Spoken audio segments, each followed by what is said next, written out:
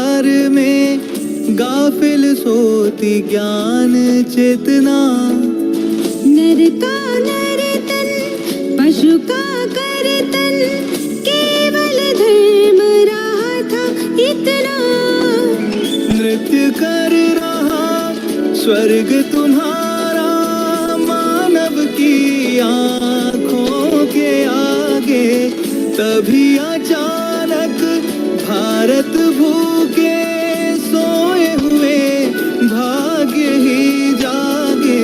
रे प्राची के स्वर्ण पुरुष से वीर उदित थे विपुलाचल पर। हुआ वीर के संदेशों का स्वर्णपुरी में प्रत्यावर्तन। रे प्राची के स्वर्ण पुरुष से वीर उदित थे विपुलाचल पर। हुआ वीर के संदेशों का स्वर्णपुरी में प्रत्यावर्तन। तभी मोह की चिर निद्रा से मानवता ने ली अंगड़ाई। घोर विरोधा बीच वीर ने कर्तृवाद की जड़ी हिलाई। क्या करते अभिमान अरे तुम, ओजड़ता के सत्ताधारी। ज्ञान चेतना के प्रकाश में सभी मुक्ति के हैं अधिकारी। पर की वृत्ति देख वीर को होने लगा विश्व का दर्शन। हुआ वीर के संदेशों का स्वर्णपुरी में प्रत्यावर्तन। वर की वृत्ति देख वीर को होने लगा विश्व का दर्शन। हुआ वीर के संदेशों का स्वर्णपुरी में प्रत्यावर्तन।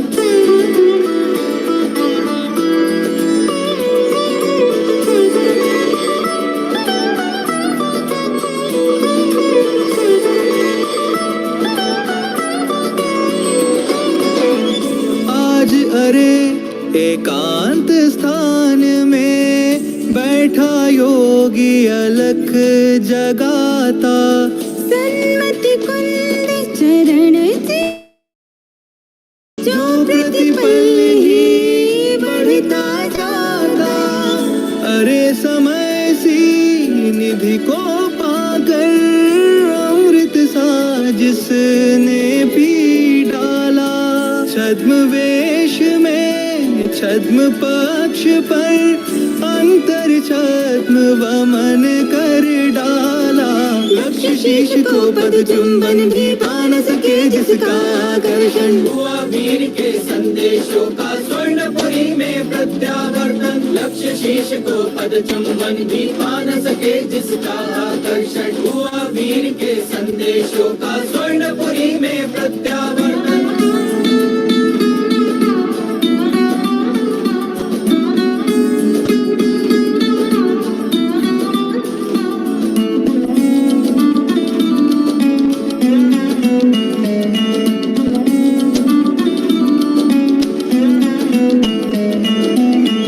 जग में किसका कौन सहारा, कौन सतत ही रहता आया। सभी देखते आए यह तो आया गया, गया और आया। आने जाने में भी रहता शाश्वत एक अखंड सत्य है। व्यय उत्पाद धाव्यमय जग का जड़ चेतन प्रत्येक द्रव्य है। यही घोषणा करता योगी कण कण का स्वाधीन परिणमन। हुआ वीर के संदेशों का स्वर्णपुरी में प्रत्यावर्तन। यही घोषणा करता योगी कण कण का स्वाधीन परिणमन। हुआ वीर के संदेशों का स्वर्णपुरी में प्रत्यावर्तन।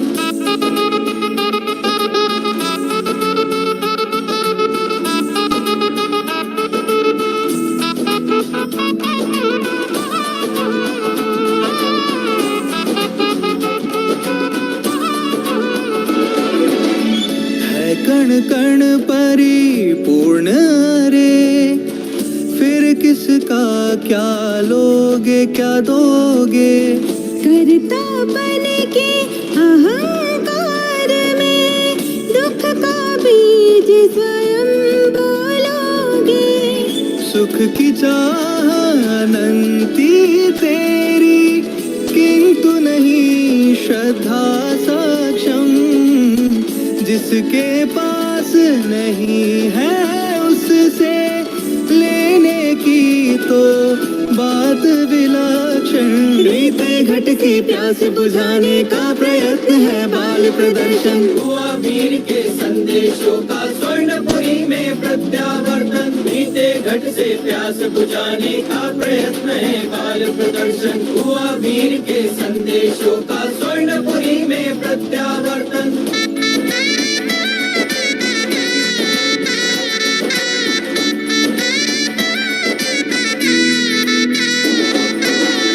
एक तत्व से धात यही है, मैं निज सहज भाव का करता। अन्य शुभाशुभ जितना भी है, वह सब ही भावों की जड़ता।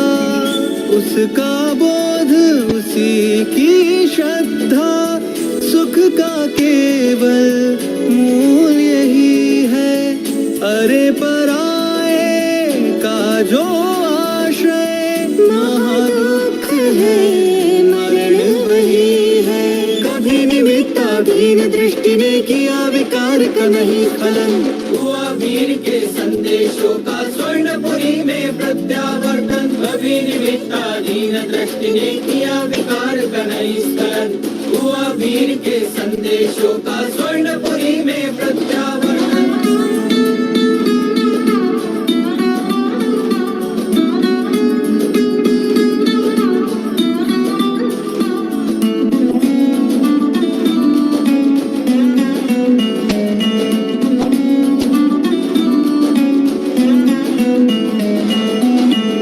स्वयं हिलावे हाथ अरे जो, सागर सरिता तैर चला वह। किंतु रहा निश्चेष्ट मूढ़ जो, जलधारा के बीच मरा वह। स्वयं यत्न जो करता उसका, निश्चित जल है एक सहारा।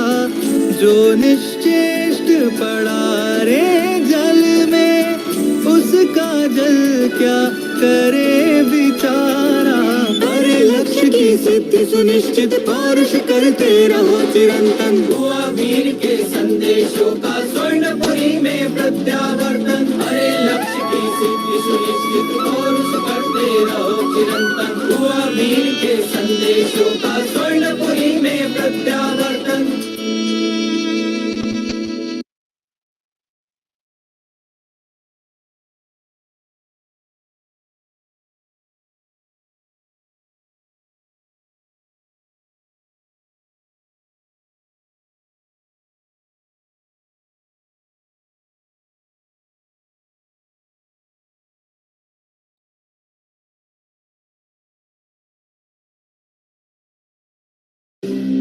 वन्दे शासनम् वन्दे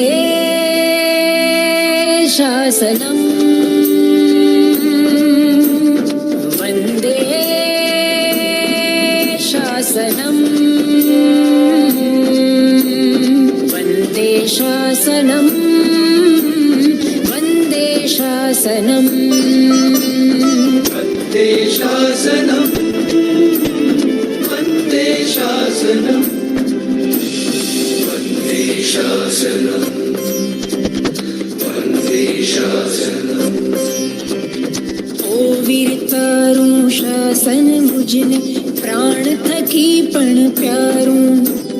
तारा शासन काजे जीवी फिटवानी हिम्मत धारू। ओ वीर तारू शासन मुझने प्राण थकी पण प्यारू। तारा शासन काजे जीवी फिटवानी हिम्मत धारू। तारा शासन काजे मारी फिटवानी हिम्मत धारू। वंदे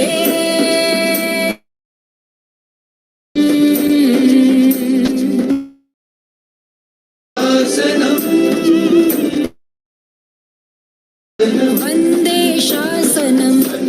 शासनम, वंदे शासनम, वन्दे शासनम्।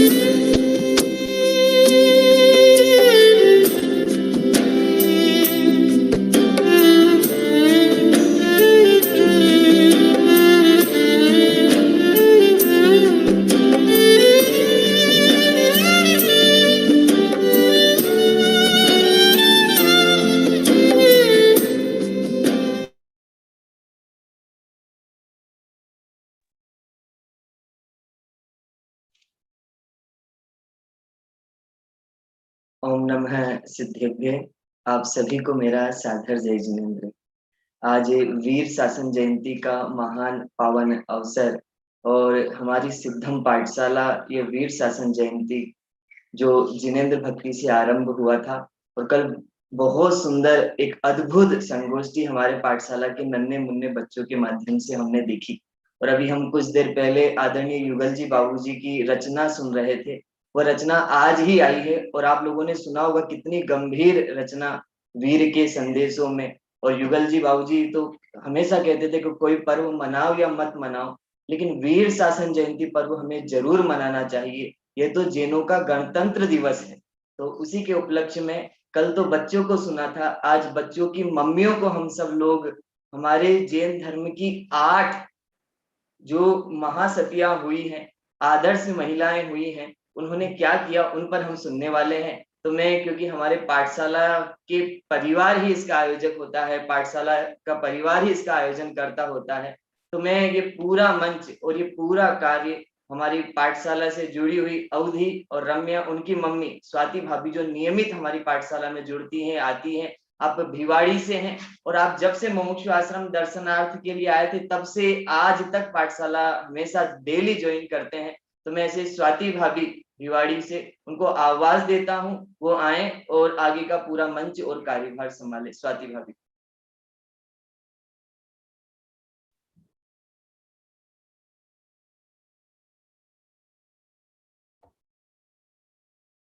ओम नमः सिद्धेभ्य।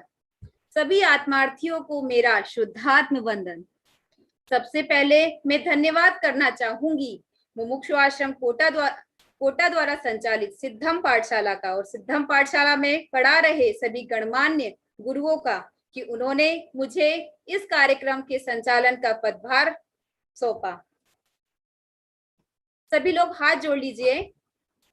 आत्म बने परमात्मा हो, शांति सारे देश में, वो देश ना सर्वोदयी महावीर के संदेश में। जैसा कि आप सबको विदित है कि आज वीर शासन जयंती का महान पर्व है, तो सभी को वीर शासन जयंती की हार्दिक हार्दिक शुभकामनाएं। आज से 2566 9 वर्ष पूर्व राजगृह के विपुलाचल पर्वत पर श्रावण कृष्ण प्रतिपदा के दिन भगवान महावीर स्वामी की प्रथम दिव्य ध्वनि खिरी थी। अतः यही पवित्र दिन है, मतलब आज का दिन वीर शासन जयंती पर्व के नाम से प्रसिद्धि को प्राप्त है, क्योंकि तब से लेकर अब तक और पंचम काल के अंत तक भगवान महावीर का शासन यूं ही चलता रहेगा। हमारी सिद्धम पाठशाला द्वारा आयोजित वीर शासन जयंती के उपलक्ष्य में 3 दिवसीय महामहोत्सव का आयोजन किया गया था और आज उसका तृतीय दिन है। उसमें आज हमारी सिद्धम पाठशाला के बच्चों की, माताओं की अद्भुत प्रस्तुतियां अब कुछ ही क्षणों में आपके सामने प्रस्तुत होने वाली है। लेकिन उसके पहले हमें अपने मंच को सुशोभित करना होगा, तो सबसे पहले मैं अपने मंच पर विराजमान करना चाहूंगी जिनको तो संपूर्ण मुमुक्ष समाज और मुमुक्ष समाज के विद्वत गण सभी बड़ी मम्मी के नाम से जानते हैं और उनके वात्सल्य का तो क्या कहना। तो चलिए हम बुलाते हैं आदरणीय बड़ी मम्मी कमला जी भारिल को। अब मैं उन्हें आवाज देने जा रही हूँ, वो आए और हमारे इस मंच पर अध्यक्ष पद की शोभा बढ़ाएं। हम सभी करतल ध्वनि से उनका स्वागत करते हैं। अब मैं इसी श्रृंखला में आगे आवाज दे रही हूँ मुख्य अतिथि के रूप में, जो हमारे आज के मुख्य अतिथि पद की शोभा बढ़ाएंगी, श्रीमती वीना जी भाभी पाटनी मंच पर आकर मुख्य अतिथि पद की शोभा बढ़ाएं। मैं आपका स्वागत करती हूँ। हमारे अगले विशिष्ट अतिथि के रूप में मैं आह्वान करना चाहूंगी श्रीमती अलका जी चांदवाड़ भाभी जी, वे भी मंच पर आकर अपना पदभार ग्रहण करें। स्वागत करते आज तुम्हारा, स्वागत करते आज तुम्हारा, आओ आओ है प्रिय मेहमान, वंदन स्वागत है। तो मैं आप सभी का स्वागत करती हूँ। और मुझे यहाँ बहुत सारे विद्वत जन और साधर्मी जन दिख रहे हैं। मैं सामूहिक रूप से उन सभी को आवाज देना चाहूंगी, वे भी आए और हमारे कार्यक्रम के वक्ताओं और मम्मियों का हौसला बढ़ाएं। मैं उनका भी स्वागत करती हूँ। वैसे तो हमारी ये पूरी सिद्धम पाठशाला ही एक पूरा मंच है और पाठशाला से जुड़े हर एक छोटे छोटे बच्चे के मम्मी पापा, अभिभावक गण, विद्वान और अन्य साधर्मी गण, मैं सभी को आवाज देती हूँ और एक बार हम सब अपने लिए भी तालियां बजाएं। तो चलिए अब मैं अपने कार्यक्रम की शुरुआत करती हूँ और अब हमारा मंच सज चुका है। तो कार्यक्रम की शुरुआत सबसे पहले हम पंच परमेष्ठी के गुणगान से करते हैं। तो पंच परमेष्ठी के गुणगान के लिए मैं सबसे पहले आमंत्रित करना चाहूंगी मधुर आवाज की धनी नैना दीदी को, और जो भोपाल में रहती हैं। नैना दीदी आए और मंगलाचरण की शुरुआत करें। आदरणीय अध्यक्ष महोदय, मंचासीन मुख्य अतिथिगण, विशिष्ट अतिथि एवं सभी साधर्मियों को मेरा सादर जय श्री। ध्रुव की लागी लगन, ध्रुव ही दुख में शरण दातारा, ध्रुव ही अशरण जगत में सहारा,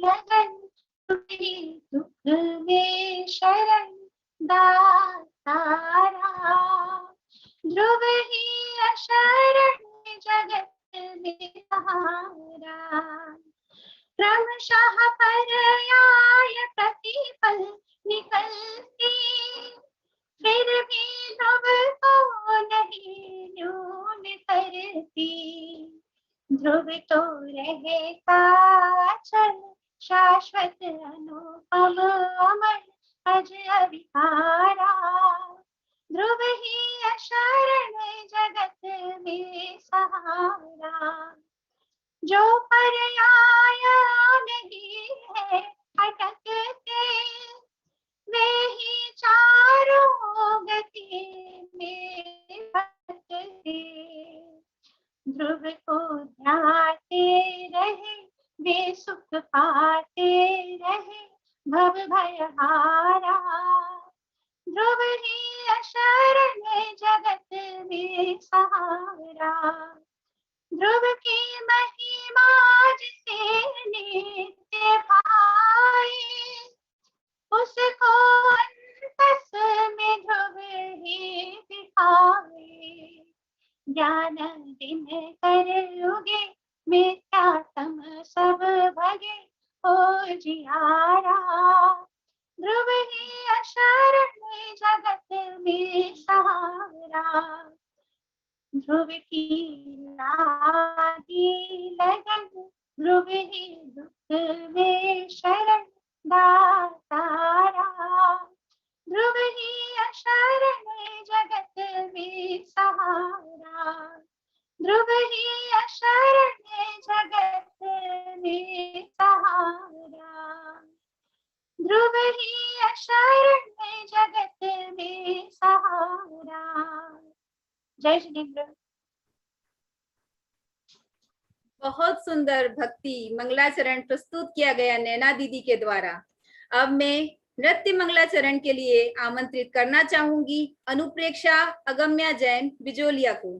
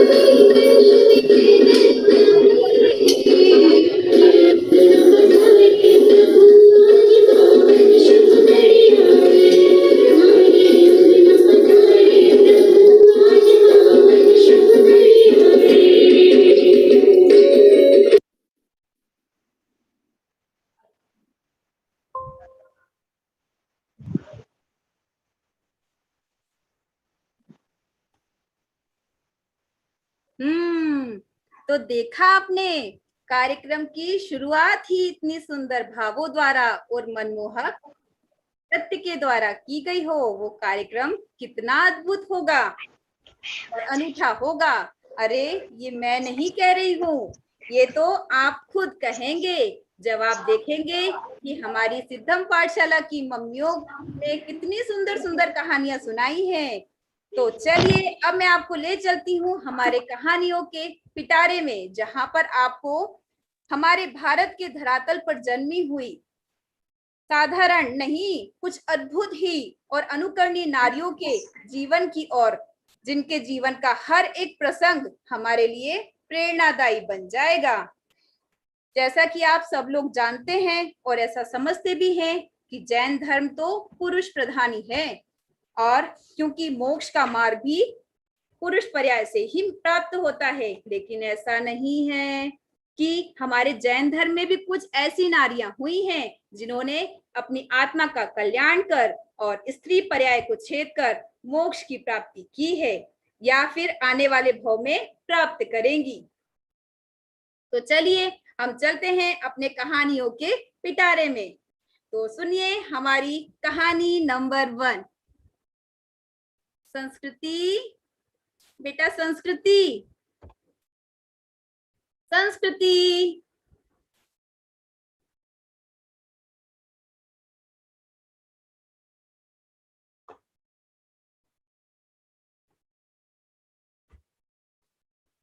संस्कृति, बेटा संस्कृति, कहाँ हो तुम? कौन संस्कृति मम्मी? मैं तो अवधि हूँ। अच्छा, मैंने तुम्हें दूसरे नाम से बुलाया तो तुम्हें कैसा लगा? अच्छा नहीं लगा मम्मी। तो वही तो वहां सोचो, जब पद्मश्री को अपना धर्म परिवर्तन करने के लिए कहा गया होगा तो उसे कैसा लगा होगा। हाँ, तो यही है हमारी कहानी नंबर 1। तो चलिए हम सीधे चलते हैं तृप्ति भाभी जी के पास, जो कि कोटा से हैं और वे वहां पर नित्य ही पाठशाला लेती हैं, और उनकी कहानी का शीर्षक है सती पद्मश्री।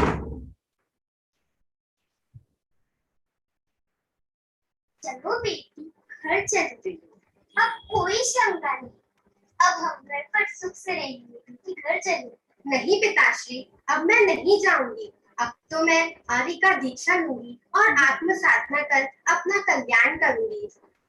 ओह, कैसा दृढ़ श्रद्धान, अनंत आत्मबल की धनी ये सती कौन थी, क्या जानते हैं आप? नहीं ना, चलिए मैं बताती हूँ। आदरणीय अध्यक्ष महोदय एवं विशिष्ट अतिथिगण एवं मेरे प्यारे साधर्मी और प्यारे बच्चों, आइए चलते हैं हम चंपापुर नगरी। चंपापुर नगरी, जहाँ पर श्रेष्ठ ऋषभ दास और उनकी पुत्री पद्मश्री रहते थे। पद्मश्री अनेक प्रकार से संस्कारवान और सम्यक से भूषित कन्या थी। पद्मश्री पिताश्री ने कितना सोचा कि बेटी का विवाह जिन धर्मी के घर में करूंगा, मगर बाहरी क्रियाकांड से धोखा खा गए। फिर क्या था, पिताश्री का बेटी की चिंता में शरीर अत्यंत क्रश हो गया और उनका देह छूट गया। उधर ससुर ने पद्मश्री को बौद्ध धर्मी बनाने के लिए एक युक्ति सोची और बौद्ध गुरु को भोजन के लिए बुलाया।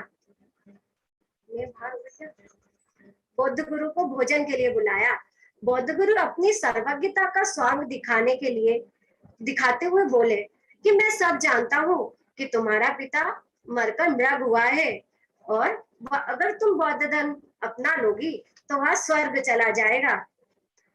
तुम्हारे घर में संपन्नता ही संपन्नता होगी। पद्मश्री मन ही मन मुस्काई और बोली, वाह रे वाह, धर्म करे कोई और गति किसी की हो जाए, ऐसा तो 3 काल में भी संभव नहीं है। बौद्ध गुरु बोले, मुझसे कोई प्रश्न हो तो पूछ ले। लेकिन स्वानुभव से सजी पद्मश्री ने उन्हें अपनी युक्तियों द्वारा मिथ्या ठहरा दिया। बौद्ध गुरु बहुत क्रोधित हुए और बोले, तेरी पुत्र वधू मुझसे माफी मांगे, वरना तुम्हारा सबका मरण हो जाएगा। फिर क्या था, ससुर को बहुत गुस्सा आया और पद्मश्री को उन्होंने भोजन पानी बंद करके एक अंधेरे कमरे में डाल दिया। सती सब कुछ शांत भाव से सहन करने लगी। फिर भी जब वहां नहीं मानी तो उसको एक भयंकर जंगल में भिजवा दिया। लेकिन जिन धर्म में अडिग, जिन श्रद्धानी, पद्मश्री सब कुछ शांत भाव से सहन करने लगी।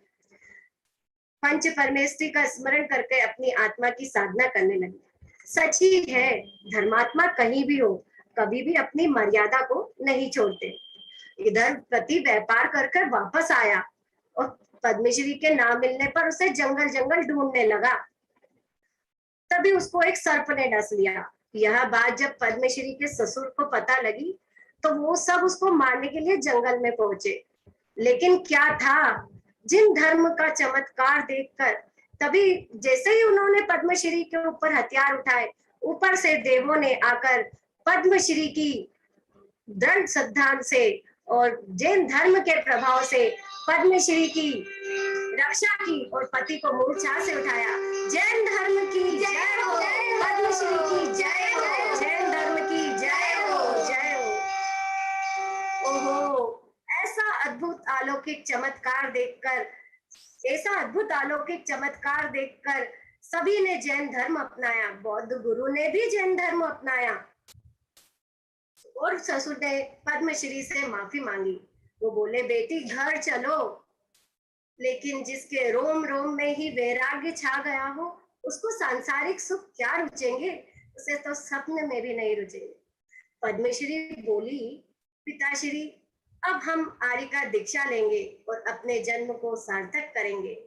पद्मश्री ने आर्य का दीक्षा लेकर समाधि मरण करके अहिमेंद्र स्वर्ग में देव हुई। जय हो, पद्मश्री की जय हो।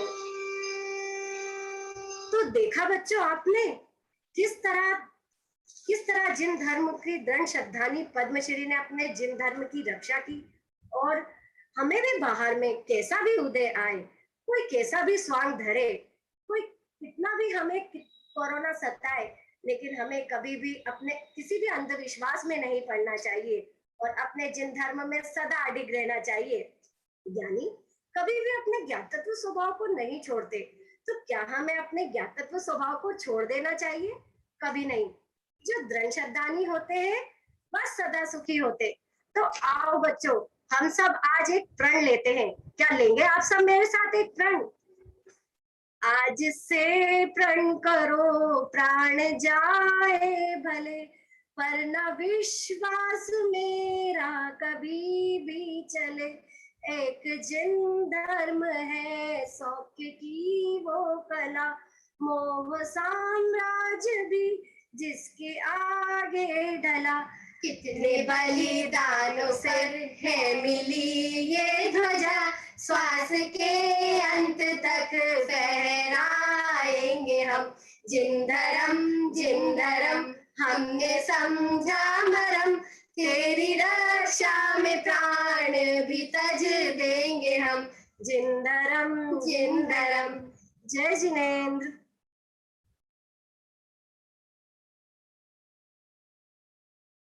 भाभी अनम्यूट जय कीजिए। जिनेंद्र। जहाँ रोम रोम में वैराग्य छा गया हो, वहां अन्य कौन डिगा सकेगा। तो देखा आपने बच्चों, सर्वज्ञता को सिद्ध करने वाली सती पद्मश्री की कहानी। अब हम गतियों में नाही रुलेंगे, निजानंद पान करेंगे। अब हम भव का नाश करेंगे, निजानंद पान करेंगे। चलिए अब हम चलते हैं अपनी कहानी नंबर 2 की तरफ। और ये कहानी है उस महान स्त्री की जिसने हजारों जुल्मों के बावजूद भी धर्म का आश्रय नहीं छोड़ा। ये कहानी हमें संदेश देती है सहनशीलता का और धैर्य का। तो चलिए ये कहानी आपको सुनाने आ रही है निधि भाभी मुंबई से। लेकिन उसके पहले मैं आपको यहाँ कुछ बताना चाहती हूँ। मम्मी, सतिया कौन होती है? बेटा, सती जिन्होंने जैन धर्म की प्रभावना की और प्रभावना करते हुए अपना उद्धार किया और आत्म कल्याण किया बेटा, उन्हें ही सती कहते हैं। चलिए तो अब हम चलते हैं अपनी निधि भाभी की तरफ, और ये है मुंबई से और इनका विषय है सती नीली सुंदरी। सम्मान्य मंच एवं सभा में उपस्थित सभी भावी सिद्धों को मेरा सादर जय जिनेंद्र। मम्मा, ये कौन है? इनका नाम तो मैंने पहली बार सुना है। ये नीली सुंदरी? नीली सुंदरी नहीं बेटा, शीलवती नीली सुंदरी। शीलवती नीली सुंदरी? हाँ, शीलवती नीली सुंदरी लाट देश में रहा करती थी अपने पिता जिनदत्त सेठ के साथ। जैन धर्म पर अटूट श्रद्धान था उनका।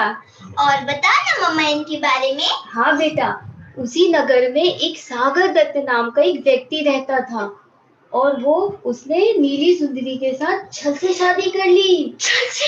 हाँ बेटा, मतलब धोखा देके? हाँ बेटा, छल से शादी कर ली।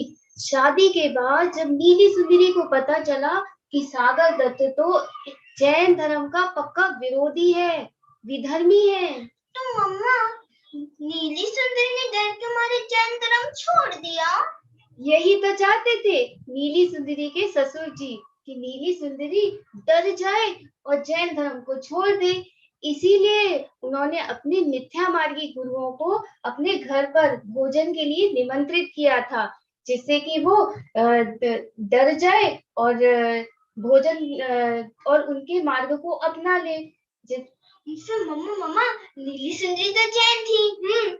तो नीली सुंदरी ने ना जरूर युक्ति से उन गुरुओं की परीक्षा की होगी और उन्हें मिथ्या ठहराया होगा। हाँ बेटा, और जैन धर्म पर दृढ़ रही। रत्नकरण शावकाचार्य में आचार्य समंतवत देव ने लिखा है, याद है?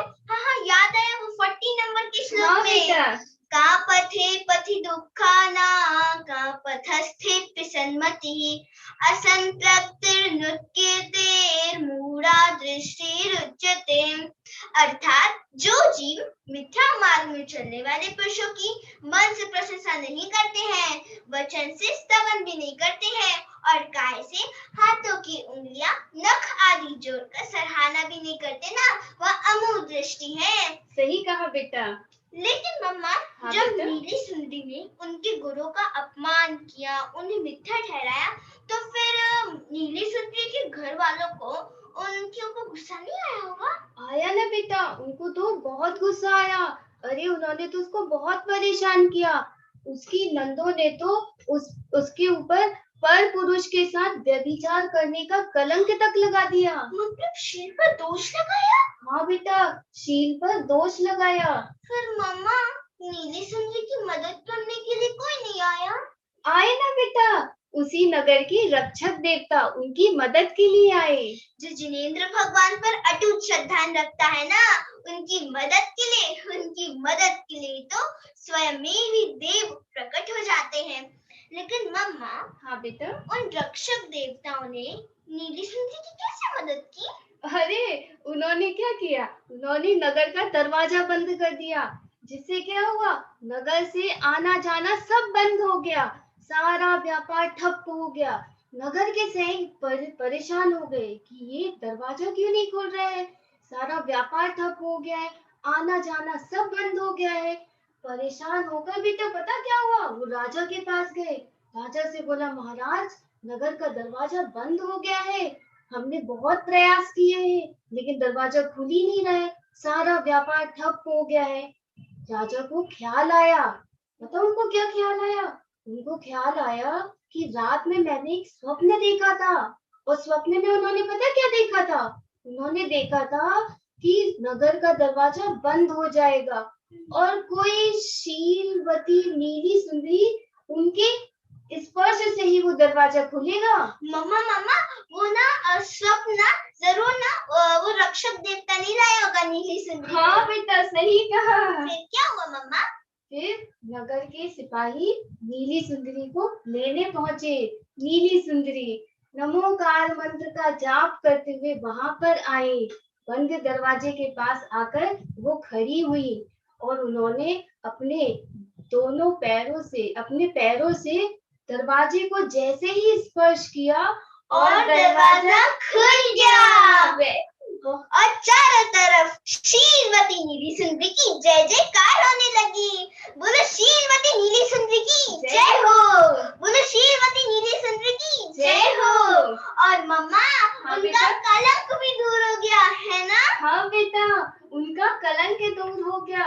उसके बाद नीली सुंदरी संसार से विरक्त होकर उन्होंने आर्य का व्रत धारण किया और राजगृह में जाकर समाधि पूर्वक मरण किया। आज भी पता है प्यारे बच्चों, आज भी उस जगह पे एक जगह प्रसिद्ध है नीली बाई की गुफा के नाम से, और जगत को शील की महिमा बताता है। मम्मा, हाँ बेटा, मैंने तो डिसाइड कर लिया है। क्या बेटा, क्या हुआ? कि मैं भी आरिका बनूंगी और व्रतों को धारण करूंगी। नहीं मेरी रानी, मुझे भी बहुत छोटी सी हो। मुहूर्त जोरे माता, मुहूर्त जो चांद वनवास माता, मुहूर्त जो हथ सजोरे बेटी, हथ सजो। देखो, अभी तो आप मेरी इस भाग की मम्मी हो, और ऐसे ही मेरे अनंत भवों में आपके जैसी कितनी सारी मम्मी मिली होंगी।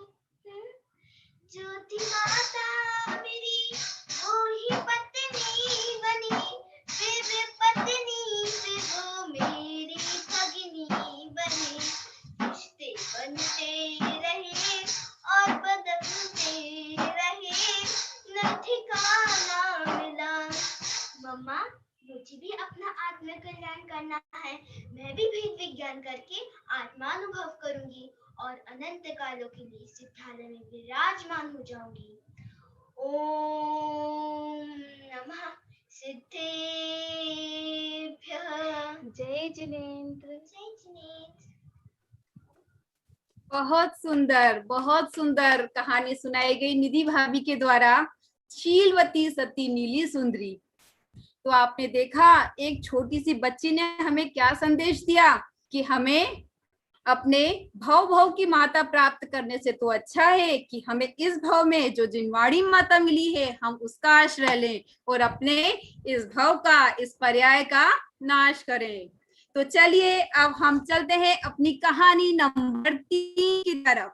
और ये कहानी है, वन में तो शेर रहते हैं, पशु रहते हैं, हाथी भी रहते हैं, परंतु पाप कर्म के उदय से किसी स्त्री को जंगल में रहना पड़ेगा ये नहीं पता था।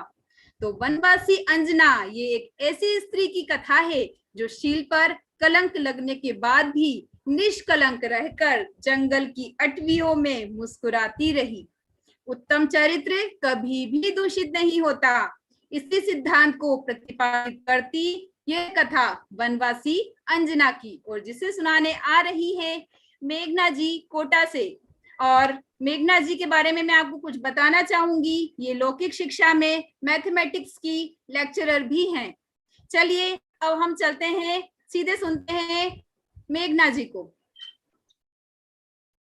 बोले वीर शासन जयंती महोत्सव की जय हो। मंगले में मंगले करण आत्म स्वरूपे महा, आत्म साधना से हुए अरिहंत सिद्धि महान, आत्म साधिका अंजना परमेष्ठी उरिधार, शील शिरोमणि हो गई आगम कहे उचार। सभी को सादर जय जिनेन्द्र। आदरणीय अध्यक्ष महोदय, मुख्य अतिथि महोदय, यहाँ विराजमान सभी आत्मार्थी जन एवं प्यारे प्यारे बच्चों, सभी को शुद्धात्म वंदन।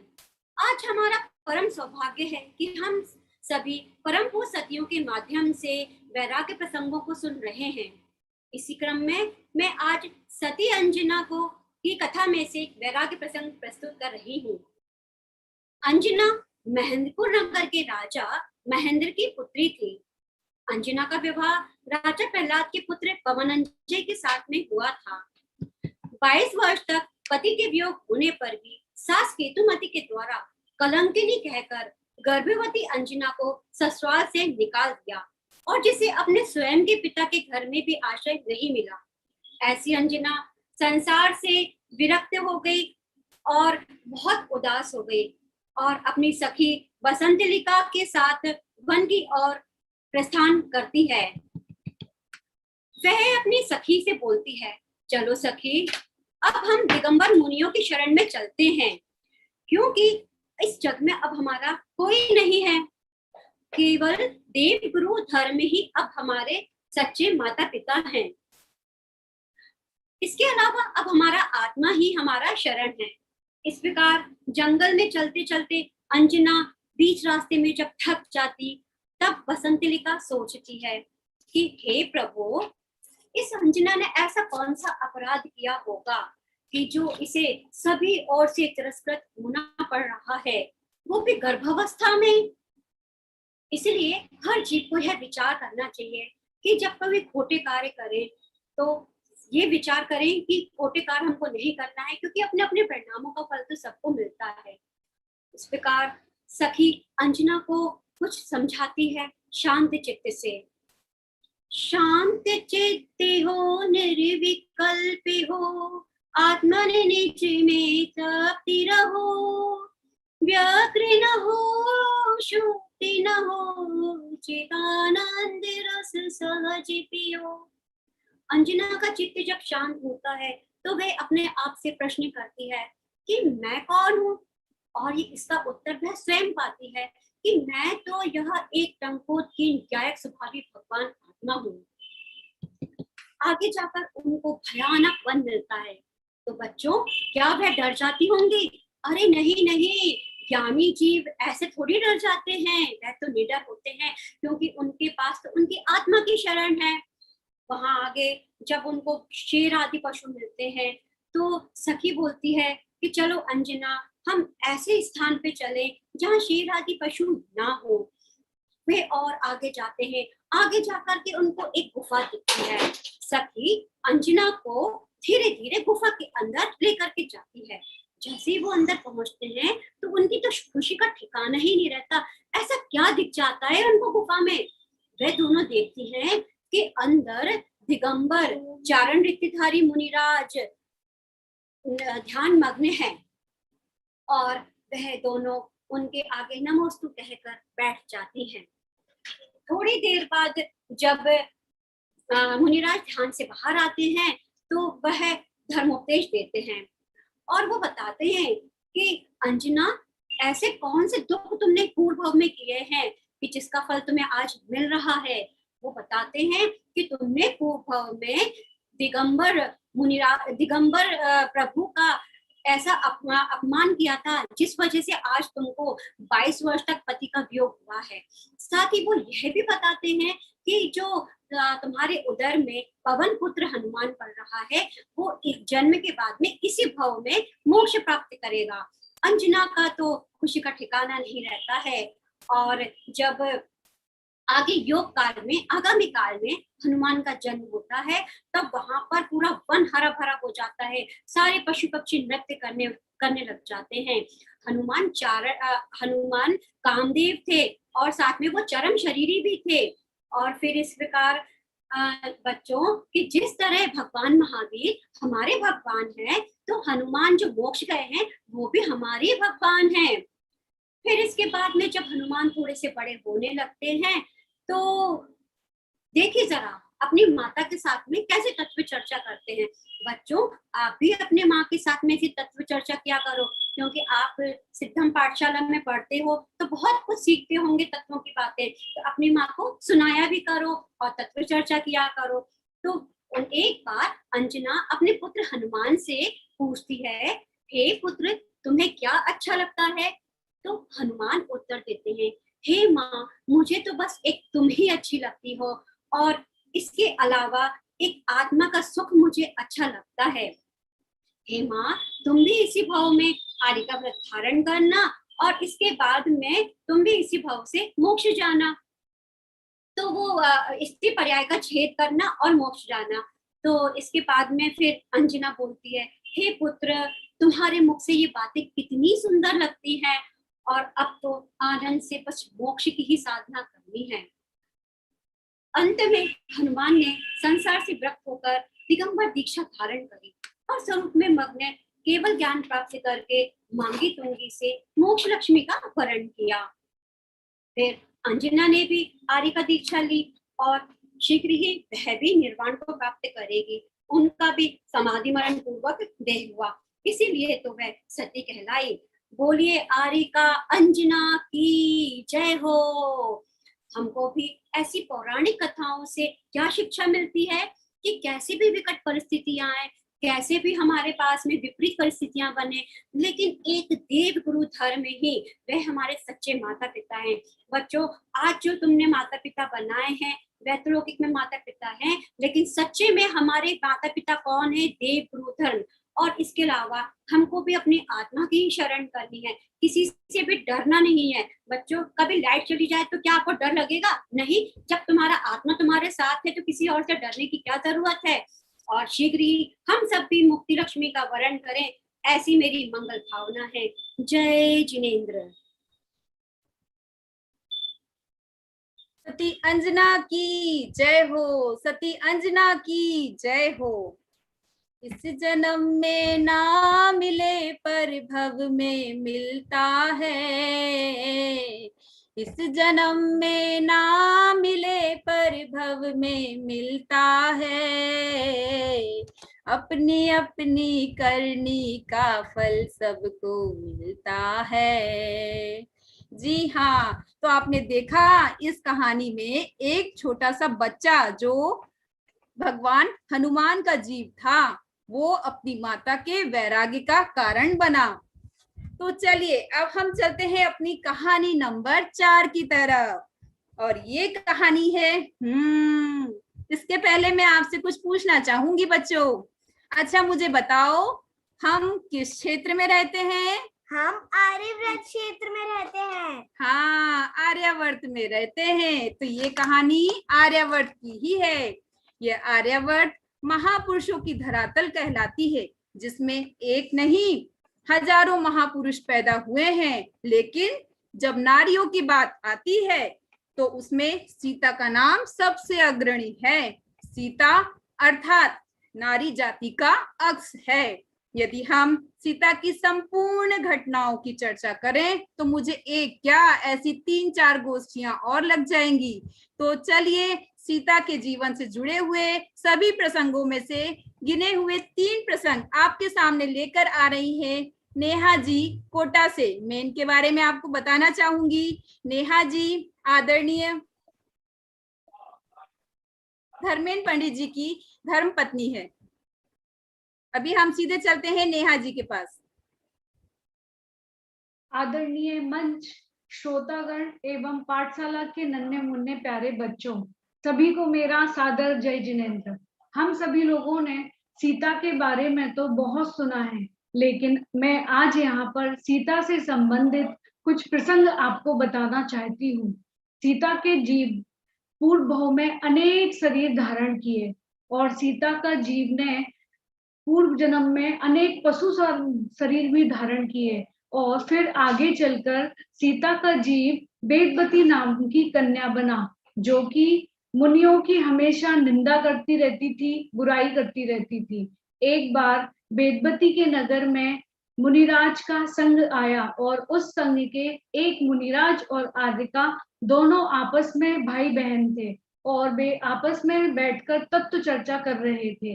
ये देखकर वेदवती ने अपने मन में नाना प्रकार के विचार लाए, और पता है बच्चों, उसने लोगों से जाकर उन मुनिराज और आदिका की बहुत बुराई की। कुछ लोगों ने उसकी बात पर विश्वास कर लिया, और कुछ लोगों ने उसकी बात पर विश्वास नहीं किया। लेकिन धीरे धीरे ये बात मुनिराज के कानों तक पड़ी, और मुनिराज ने इस पर बहुत दुख व्यक्त किया, और सोचा कि इस तरह की बातों से तो धर्म का अपमान होता रहेगा, और लोग मुनियों की ऊपर विश्वास करना छोड़ देंगे, और इस समय उसका कारण मैं बनूंगा। फिर उन्होंने निश्चय किया कि मैं तब तक आहार ग्रहण नहीं करूंगा जब तक ये अपवाद दूर नहीं हो जाता। मुनि निंदा के तीव्र पाप से वेदवती का मुंह फूल गया, और उसके शरीर में तीव्र पीड़ा होने लगी। प्यारे बच्चों, देवशास्त्र गुरु की निंदा करने से ऐसा ही पाप लगता है। फिर धीरे धीरे उसे अपने किए पर पश्चाताप होने लगा, और वो समझ गई कि मैंने जो किया है वो गलत है। फिर उसने सबके सामने जाकर माफी मांगी, और मुनिराज और आदिका के ऊपर बताया कि मैंने झूठा आरोप लगाया है। फिर वेदवती देव गुरु धर्म के प्रति भक्तिमय रहने लगी। एक दिन वेदवती के सौंदर्य से आकर्षित होकर राजकुमार शंभु वेदवती के पिता को मार देता है, और वेदवती का अपहरण कर लेता है, और वेदवती के साथ बहुत गलत व्यवहार करता है। तब वेदवती बहुत क्रोधित हो जाती है, और वो राजकुमार शंभु से कहती है, अरे नीच, अरे पापी, तूने 2 महापाप किए हैं, और तुझे पता है इस सब का पाप क्या होगा। और तू सुन, मैं तो अपने पिताजी की इच्छा अनुसार देवशास्त्र गुरु के सच्चे श्रद्धानी से ही शादी करूंगी, तेरे जैसे मिथ्या वासना के पुरुष से नहीं। और सुन, तेरे विनाश का कारण भी मैं ही बनूंगी। फिर आगे चलकर वेदवती ने कठोर तपश्चरण किया और दीक्षा ली। फिर उसके बाद उसका समाधि मरण हुआ, और फिर पता है बच्चों, वो ब्रह्म स्वर्ग में देवी हुई। और फिर उसके बाद मिथिला नगर के राजा जनक की विदेहा नाम की रानी की सीता नाम की पुत्री हुई, और ये ही वो सीता थी। सीता अपने जीवन में अद्भुत चरित्र की धनी थी, और अनेक विषमताओं के बाद सीता का विवाह राम से हुआ। वास्तव में संसार में प्राणी पुण्य से सुख पाता है और पाप से दुखी होता है। सभी जीव अपने अपने कर्मों के अनुसार ही फल पाते हैं। इसी प्रकार सीता के जीवन में भी हुआ। उसके जो पूर्व के फल थे वो सब सामने आए और सीता के जीवन में अनेक उतार चढ़ाव आए, जिसमें हमें सीता के अच्छे चरित्र के बहुत सारे अनेक रंग देखने को मिलते हैं। इतने अच्छे पिता, पति, देवर, ऐश्वर्य, वैभव होने के बाद भी राम के वनवास के समय सीता राम के साथ वन में जाना क्यों निर्णय करती हैं और अपने पतिव्रता धर्म को निभाती हैं। और दूसरी बार जब बिना कुछ बताए सेनापति जी ने उन्हें वन में जाकर छोड़ दिया और वन में जाने के बाद उनको पता चला कि मुझे लोकापवाद के कारण छोड़ा गया है, उन्होंने ये सब धैर्य से स्वीकार किया, लेकिन सेनापति जी से कहा कि आप राम से जाकर एक बात जरूर कह देना, त्यागने से मुझको है नाथ हुआ होगा थोड़ा संताप, त्याग देने से आत्म धर्म मिलेगा भव भव का संताप। और इस प्रकार उन्होंने ये सेनापति जी से कहा। प्यारे बच्चों, मैं इसका अर्थ आपको बताती हूँ कि लोकापवाद के कारण आपने मतलब राम ने पत्नी को मतलब सीता को तो छोड़ दिया है, लेकिन लोकापवाद के कारण अपना धर्म कभी नहीं छोड़ना। और सीता ने इस सब को अपने पाप के अनुसार स्वीकार किया। फिर निर्वासन के काल में उनके 2 पुत्र हुए, उन दोनों पुत्रों का लालन पालन बहुत ही अच्छे से किया। फिर तीसरी बार जब सीता अग्नि परीक्षा के द्वारा अपने सील की परीक्षा दे रही थी और उसमें वो पास हुई और सीता को जब रामचंद्र जी स्वीकार कर रहे थे, अब पूरा वैभव उनको मिलने वाला था।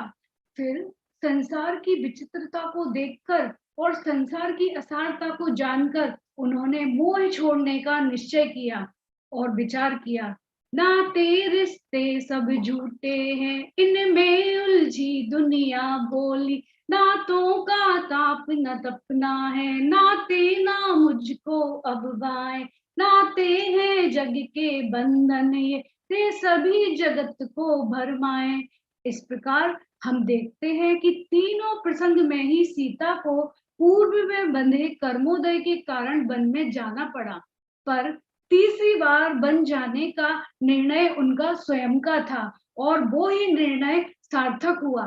सीता जी ने के पूर्व भाव से हमें शिक्षा मिलती है कि हमें देवसास गुरु की निंदा कभी नहीं करना चाहिए। और वर्तमान भाव से भी बहुत अच्छी शिक्षा मिलती है बच्चों, और वो है कि कितनी भी प्रतिकूलता आ जाए, हमें अपने धर्म के मार्ग में अडिग रहना है, आगे बढ़ते जाना है, बढ़ते जाना है, बढ़ते जाना है। सीता ने बहुत समता धारण की, अपने सतुत्व की परीक्षा भी दी, स्वयं को निर्दोष भी साबित किया और अंत में मोक्ष मार्ग ही शरण है यह जानकर उस पर अग्रसर हुई। और अंत में यही कहना चाहती हूँ, सीता देवी सी शीतलता धरती पर कोई नहीं अन्य, सीता धन्या सीता धन्या, सीता धन्या सीता धन्या। जय जिनेंद्र। जय जिनेंद्र। अब भाभी ने ही आपको इतना सब कुछ बता दिया है तो मैं क्या बताऊं। तो चलिए सीधे चलते हैं हम अपनी 5वीं कहानी की तरफ। और ये कहानी है आत्म कल्याण के मार्ग में लगने के लिए एक अद्भुत निमित्त। और ये कहानी है भगवान नेमिनाथ के काल की। स्त्रियों पर उपसर्ग इस युग में नहीं, पूर्व में भी हुए हैं।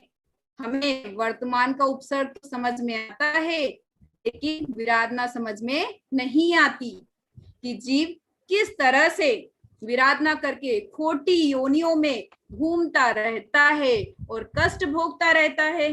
तो ये कथा कोई काल्पनिक नहीं है, ये कथा तो स्वयं भगवान की वाणी में आई है। तो चलिए सीधे चलते हैं हम कोटा ज्योति दीदी के पास और वही सुनाएंगी आपको आगे की कहानी। कहानी है सती द्रौपदी। ओम नमः सिद्धेभ्य। सम्मानीय मंच व सादरणीय बंधुओं को मेरा सादर जय जिनेंद्र।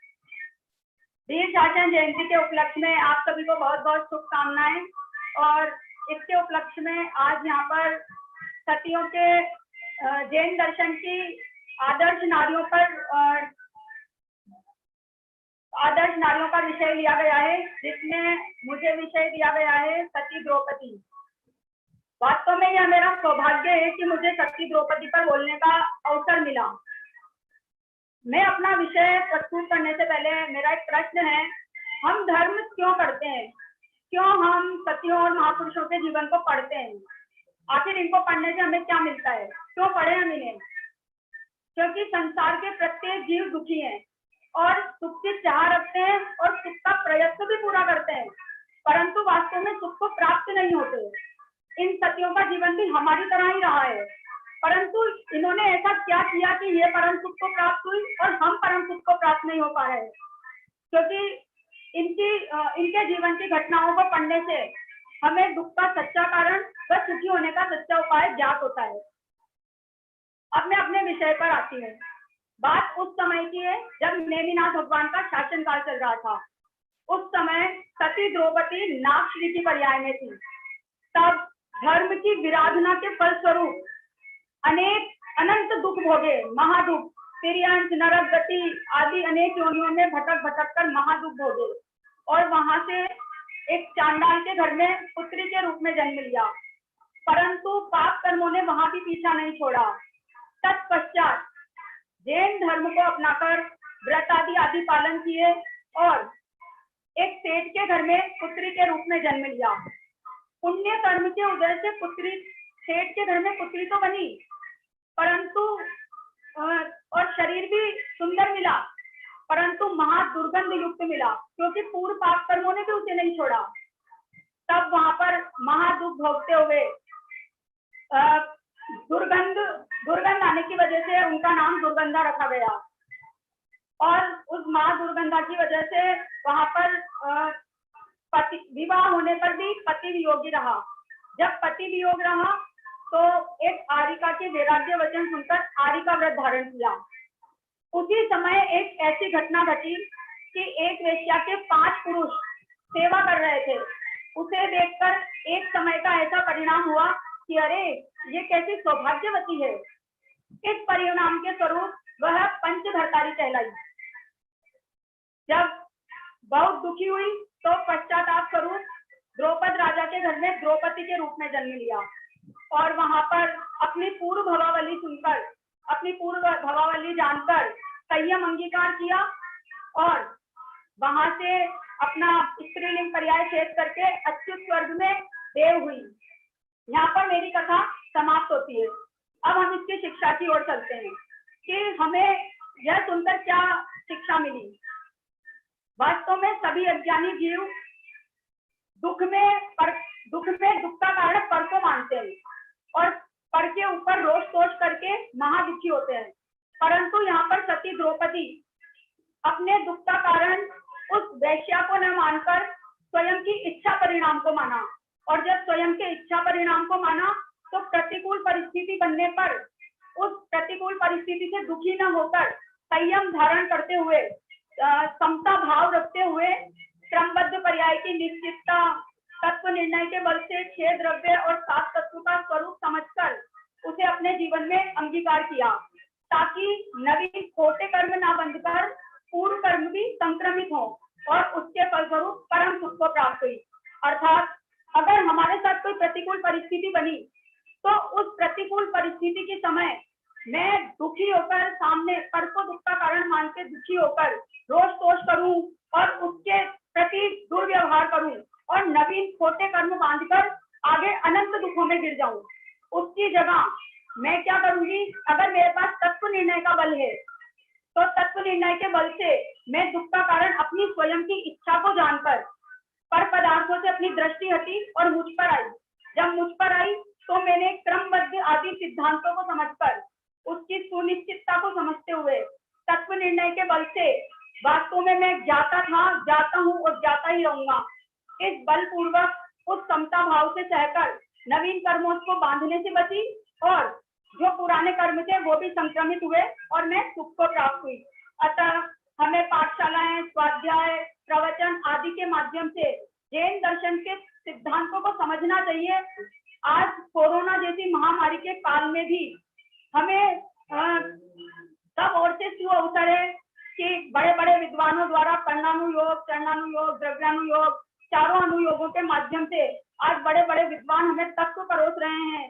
पाठशाला, सिद्धम पाठशाला के माध्यम से हमें छोटे छोटे बच्चों में भी हम ऐसे संस्कार डाल रहे हैं कि वो आगे जाकर अपने जीवन में इन जैन दर्शन के सिद्धांतों को घटाकर अपने तत्व को मजबूत करके, अपने निर्णय को मजबूत करके परम सुख को प्राप्त हो। वास्तव में ये हमारी भली होनहार है कि आज हमको इतने आसानी से तत्व निर्णय करने के लिए इतना समागम मिल रहा है और हम इन समागम का सदुपयोग करें हमारे जीवन में। आज हम जैन दर्शन के सिद्धांतों को भली प्रकार समझें, क्योंकि सतियों का जीवन हमारी तरह ही था, परंतु उन्होंने ऐसा क्या किया कि वो परम सुख को प्राप्त हुई। उन्होंने इन जैन दर्शन के सिद्धांतों को वास्तव में बलपूर्वक यह निर्णय किया कि चाहे कोई भी परिस्थिति मेरे साथ बने, मुझे उसमें सिर्फ मैं कौन हूँ और जो परिस्थिति बन रही है उसमें मेरा स्वयं का ही कारण है, क्योंकि जो भी कर्म बंधता है वो बंधने के बाद फल अवश्य देगा।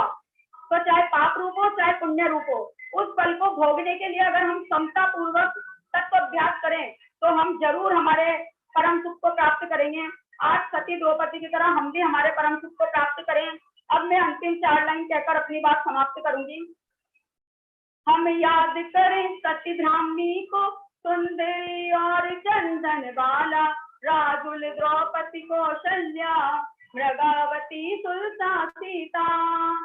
शील पालन का था गहना, विनय का पहना था कंगना, श्रद्धा की माथे पर बिंदिया, संयम की ओढ़ी थी चूनरिया।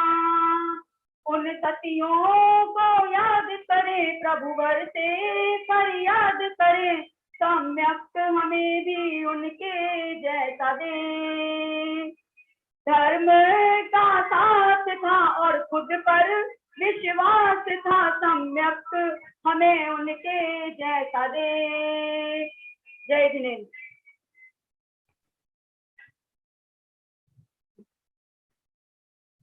जी दीदी, बिल्कुल सही कहा आपने। पर्याय तो उनकी भी स्त्री थी और हमारी भी स्त्री है, लेकिन उन्होंने क्या किया? उन्होंने अपनी आत्मा का कल्याण किया। और हम क्या कर रहे हैं? विचारणीय विषय तो है। तो चलिए अब मैं ले चलती हूँ आपको हमारी कहानी नंबर 6 की तरफ, और ये कहानी आपको सुनाने आ रही है सीमा जी कोटा से, और इनका विषय है सती चंदनवाला। राजा चेटक की लघुपुत्री चंदनवाला नाम, वीरनाथ की मौसी मंगलमयी गुणों की धाम। महासती की दुखकारी अब गाथा गाते हैं, महासती चंदनवाला की कथा सुनाते हैं। सुनो जी मंगल जैन पुराण, जासो जीवन बने महान। सुनो जी मंगल जैन पुराण, जासो जीवन बने महान। तो चलिए महासती चंदनवाला की कहानी आपके सामने सुनाने आ रही है सीमा जी कोटा से। ये कथा भगवान महावीर के जन्म से पूर्व शुरू होकर उनके केवल ज्ञान तक चलती है। चंदनबाला को हमारे पुराणों में सती, महासती कहा गया है और आदर्श नारी के रूप में वर्णित किया गया है। आदरणीय अध्यक्ष महोदय, सभा में उपस्थित सभी विद्वत गण एवं विदुषियों का मेरा सादर शुद्धात्म वंदन। आइए हम चलते हैं वैशाली नगरी, जहाँ से ये कथा प्रारंभ होती है। वैशाली नगरी के राजा चेटक और उनकी रानी सुभद्रा, इनके 10 पुत्र एवं 7 पुत्रियां थी। चंदनबाला सबसे छोटी पुत्री थी। बचपन में ही चंदनबाला ने श्राविका व्रत ग्रहण कर लिए, जब उनकी बड़ी बहन ने आदि का दीक्षा ली थी। एक दिन चंदनबाला खेल रही थी तो मनोवेग राजा ने उन्हें देखकर मोहित हो गए और अपहरण करके ले गए, किंतु अपनी पत्नी के डर से उन्होंने चंदनबाला को भूतरमण वन में नदी किनारे छोड़ दिया। वहां पर चंदनबाला बिल्कुल डरी नहीं और घबराई नहीं, नमोकार मंत्र का जाप करते हुए पूरी रात्रि व्यतीत की। सुबह के समय वहां पर कालक नामक भील आया। कालक नामक भील आया, जिसे उन्होंने अपने आभूषण दिए और वह धर्मोपदेश देकर संतुष्ट किया। वह भील उन्हें लेकर भीमकूट पर्वत पर अपने सरदार के पास गया। सरदार चंदनबाला को देखकर कामुक हुआ, किंतु सरदार की माता ने उसे समझाया कि स्त्रियों का सम्मान पूर्वक उनके साथ दुर्व्यवहार मत करना, और इस प्रकार वह सम्मान पूर्वक उसे रखने लगा। कुछ समय पश्चात वहां पर सरदार से मिलने उनका मित्र मित्रवीर आया, जिसे सरदार ने चंदनबाला को सौंप दिया। मित्रवीर चंदनबाला को लेकर कौशाम्बी नगरी में आया, जो उससे बाजार में बेचना चाहता था। देखो कर्मों की विचित्रता, कहाँ राजा की पुत्री और कहाँ 24वें तीर्थंकर की मौसी, अरे बाजारों में बेची जा रही है। इतने पापों के बीच भी उनका कुछ पुण्य का उदय था कि वहां पर ऋषभसेन नामक सेठ आए और उन्हें खरीद कर अपनी पुत्री के समान रखने लगे। किंतु सेठानी को यह रास नहीं आया और वह उनसे द्वेष करने लगी और शंका करने लगी। एक दिन जब सेठ जी घर पर नहीं थे तो उन्हें सेठान चंदनबाला के बाल काटकर बेड़ियों में जकड़कर तहखाने में डाल दिया। सेठ जी के आने पर कह दिया कि चंदनबाला तो बिना बताए कहीं चली गई है, और उन्हें नाना प्रकार से यातनाएं देने लगी। जब ये फिर भी चंदनबाला शांत भाव से इन्हें सहन करती रही और सोचती रही, ये सब कुछ मेरे कर्मों का ही परिणाम है, इसमें सेठानी का कोई दोष नहीं, वह तो केवल निमित्त मात्र है, और शांत परिणाम रखते हुए धर्म ध्यान करती रही। अरे देखो आश्चर्यजनक घटना हुई। कौशाम्बी में एक दिन महावीर भगवान आहारचर्या के लिए आए। जब वह मुनि अवस्था में थे, उन्होंने आहारचर्या में चंदनबाला भाव करती है कि मैं भी इनका पठगान करूं, आहार दान दूं। ये भाव करके जब वह पठगान के लिए आगे बढ़ती है और उनकी बेड़ियां टूट जाती है, वह पहले के समान रूपवान हो जाती है। इस आहार चर्या की चर्चा पूरी नगरी में फैल जाती है। इसे सुनकर वहां के राजा और रानी भी आए, जो कि चंदनबाला की बड़ी बहन और जीजाजी थे। उन्हें आते ही चंदनबाला को पहचान लिया और पूछा, अरे चंदना, तुम यहाँ कैसे?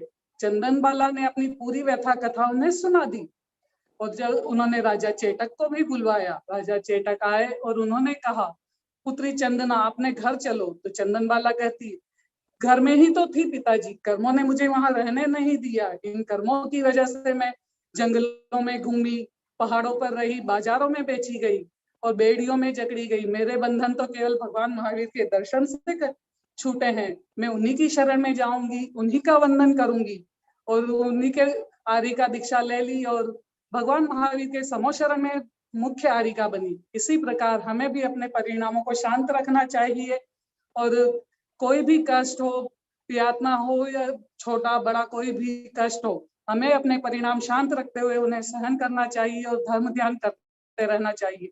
और इसी में शिक्षा मिलती है हमें कि जिस प्रकार सरदार ने स्त्रियों का सम्मान अपनी माता से सीखा, उसी प्रकार हमें भी बच्चों को अपनी स्त्रियों का सम्मान करना सिखाना चाहिए, उनसे दुर्व्यवहार नहीं करना चाहिए। और हमें भी इसी प्रकार आगे बढ़ते हुए छोटे छोटे नियम लेकर बड़े नियमों का राह प्रशस्त करना चाहिए। जिस प्रकार चंदनबाला ने बचपन में ही नियम लिए, हमें भी बच्चों को नियम दिलाने चाहिए, चाहे वो छोटा सा हो या कोई और बड़ा हो। इसी से हम धर्म मार्ग पर लगे रहते हैं। जय जिनेन्द्र। जय जिनेन्द्र। जिस समय हो आत्मदृष्टि, जिस समय हो आत्मदृष्टि, कर्म थर थर कांपते हैं। जिस समय हो आत्मदृष्टि, कर्म थर थर कांपते हैं। स्वरूप की एकाग्रता लख, स्वरूप की एकाग्रता लख खुद ही छोड़ भाग जाते हैं।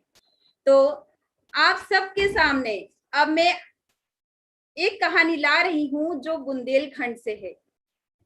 तो सबसे पहले मैं बुंदेलखंड के बारे में कुछ आपको बताना चाहूंगी कि बुंदेलखंड में तो हमें हर एक घर से ऐसा लगता है कि हर एक घर से एक एक विद्वान निकलता है। तो चलिए उन्हीं के लिए कुछ पंक्तियां मैं आपको सुनाती हूँ। तीर्थ स्थान जिन मंदिरों की शान, तीर्थ स्थान जिन मंदिरों की शान, हमारा प्यारा बुंदेलखंड महान, हमारा प्यारा बुंदेलखंड महान। जहां सभी नर नारी जाते दर्शन को, जहां सभी नर नारी जाते दर्शन को, और कमाते अतिशय पुण्य महान। जहां का हर जैनी का आचरण है सच्चा, जहां का हर जैनी का आचरण है सच्चा। और सुबह उठकर सबसे पहले मंदिर जाता हर एक घर का बच्चा बच्चा। ऐसी सुंदर मेरे भारत की शान, ऐसी सुंदर मेरे भारत की शान, हमारा प्यारा बुंदेलखंड महान, हमारा प्यारा बुंदेलखंड महान। तो चलिए हम सीधे चलते हैं बुंदेलखंड के दमोह जिले के फुटेरा नगर में, और वहां से आ रही हैं भारती जी, जो आपको कहानी सुनाएंगी सती अनंगसरा की। जय जिनेंद्र सभी को।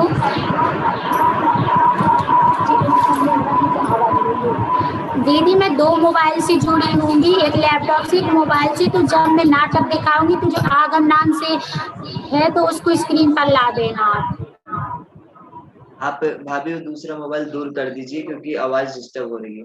हाँ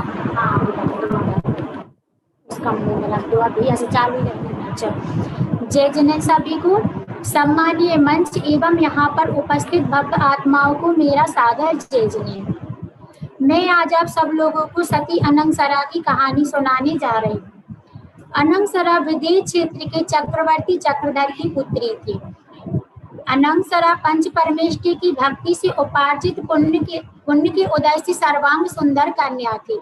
माता पिता के द्वारा दिए गए फलस्वरूप उनकी उम्र के साथ साथ उनके गुणों में भी निरंतर वृद्धि हो रही थी। एक बार की बात है, जब अनंगसरा अपनी सहेलियों के साथ बगीचे में खेल रही थी, तभी वहां से एक पुनर्वसु नाम का विद्याधर निकलता है और उनको देखकर उन पर मोहित हो जाता है। तब एक दिन अकेला पाकर उनको उनका अपहरण करके ले जाते हैं।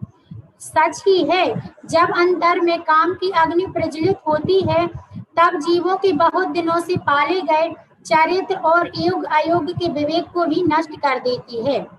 फिर क्या होता है, फिर आगे जब अनंगसरा के पिताजी को पता चलता है कि पुनर्वसु नाम का विद्याधर हमारी पुत्री का अपहरण करके ले गए हैं, तब वह पिताजी उनका पीछा करते हुए जाते हैं और क्रोध में आकर के उनका विमान तोड़ देते हैं।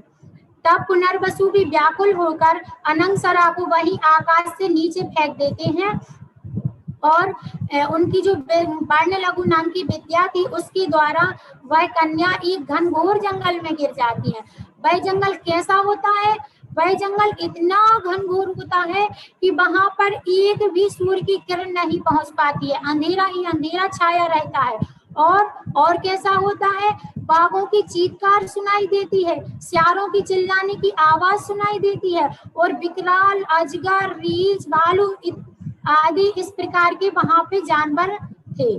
और अनंगसरा जो थी ऐसे घनघोर जंगल में और ऐसे जानवरों के बीच में रहे। अनंगसरा को अपना ही रूप उनके लिए कष्टों का कारक बन गया। जो संयोग पुण्य के उदय में हितकारी दिखाई देते हैं, वही संयोग पाप के उदय आने पर अनर्थ की प्रबलता का कारण हो जाते हैं। अनंगसरा ने कुछ समय तो विलाप किया, लेकिन संस्कारों के बल पर उन्होंने संयोगों की अशरणता का विचार करते हुए पंच परमेष्टि की शरण ले ली और विचार करने लगी। क्या विचार करने लगी? आपे मिला जिन धर्म और जिन वर शरण, गुरु मिले हैं दिगंबर और अमृत वचन। राग से भिन्न गायक है अनुभव करो, मार्ग संयम के खुद ही खुल जाएंगे। हम अगर वीर वाणी पर श्रद्धा करें, ज्ञान के दीप जलते चले जाएंगे। इस प्रकार उस घनघोर जंगल में विचार करती हुई समता भाव से रहती, वृक्ष से गिरे हुए फलों को खाती और जो झरनों का प्राशुक जल रहता है उसको पीती। इतनी विषम परिस्थितियों में भी अनंगसरा ने श्रावक की निर्दोष चर्या का पालन किया। अब जब उनको अपने परिवारजनों से बिछड़े हुए 3000 वर्ष हो गए, फिर उन्होंने क्या किया? दिग्व्रत ले लिया, मतलब अर्थात 100 हाथ भूमि आगे ना जाने का नियम ले लिया। एक दिन उसी जंगल से अरहनाथ नाम के विद्याधर निकलते हैं और वह अनंगसरा को देखते हैं और कहते हैं, चलो बेटी, मैं तुम्हें तुम्हारे पिताजी के पास छोड़ दूंगा।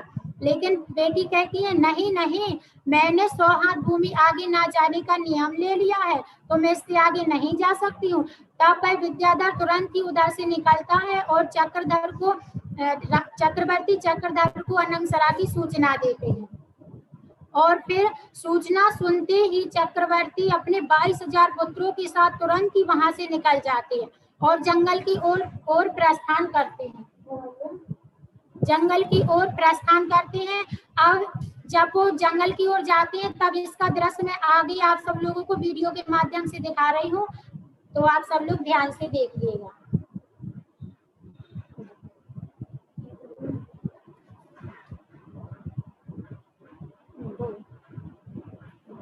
बेटी अनंतसरा कहाँ हो तुम?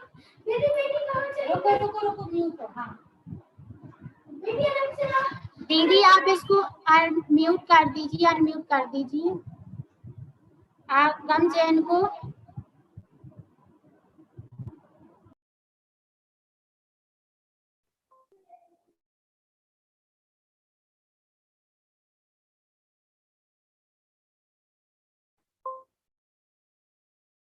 भाभी अब हाँ नहीं मिल जी, रहा। आगम जैन के नाम से उन्होंने लिंक ज्वाइन की है, आप एक बार उनको अनम्यूट कर दीजिए।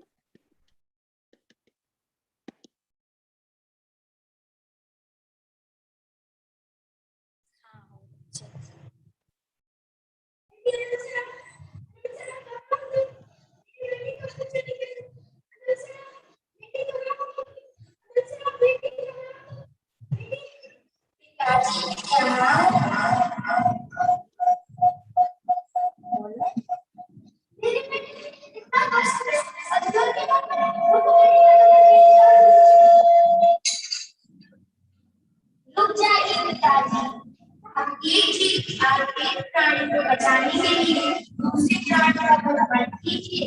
मैं कष्ट में नहीं हूँ, कष्ट तो कष्ट में है, मैं ज्ञान में हूँ और ज्ञान में कष्ट कभी प्रवेश नहीं करता। मेरी आयु से 3 दिन की बची है, आप इसके लिए अभयदान दीजिए। मैं समाधि वरण करके तेल को छोड़ती हूँ। ओम नमः शिवेभ्यः, ओम नमः शिवेभ्यः, ओम नमः शिवेभ्यः, ओम नमः शिवेभ्यः। इस तरह अनंतसरा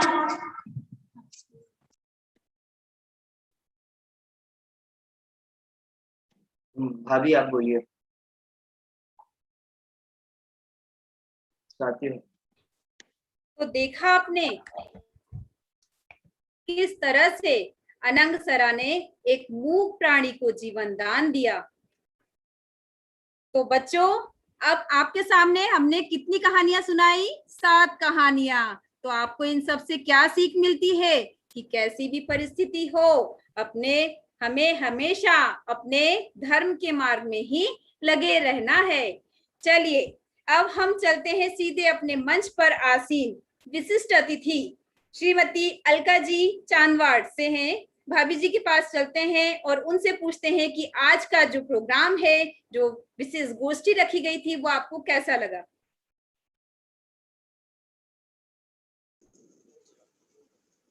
आदरणीय अध्यक्ष महोदय एवं मुख्य अतिथि और सभी साधर्मी जनों को मेरा सादर जय जिनेंद्र। आज वीर शासन जयंती के उपलक्ष्य में इस ज्ञानवर्धक गोष्ठी में मेरे को अतिथि के रूप में आमंत्रित करने के लिए मैं सिद्धम पाठशाला का आभार प्रकट करती हूँ। आज की गोष्ठी में सभी साधर्मी बहनों ने सतियों के बारे में जो बताया है वो बहुत सराहनीय है और उसमें से सारगर्भित बात यही निकलती है कि हमें पाप पुण्य के उदय में भी धर्म से विमुख नहीं होना है और जो धर्म के संस्कार वो में हमारे साथ जाते हैं। अंत में ये 2 ही लाइनें बोलकर मैं विराम दूंगी। दिव्य ध्वनि प्रभु वीर की देती सौख्य अपार, आत्मज्ञान की शक्ति से खुले मोक्ष के द्वार, खुले मोक्ष के द्वार। जय जय।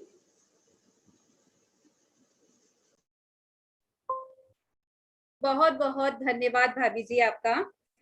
चलिए अब हम चलते हैं अपने मुख्य अतिथि के पास, श्रीमती वीना जी पाटनी।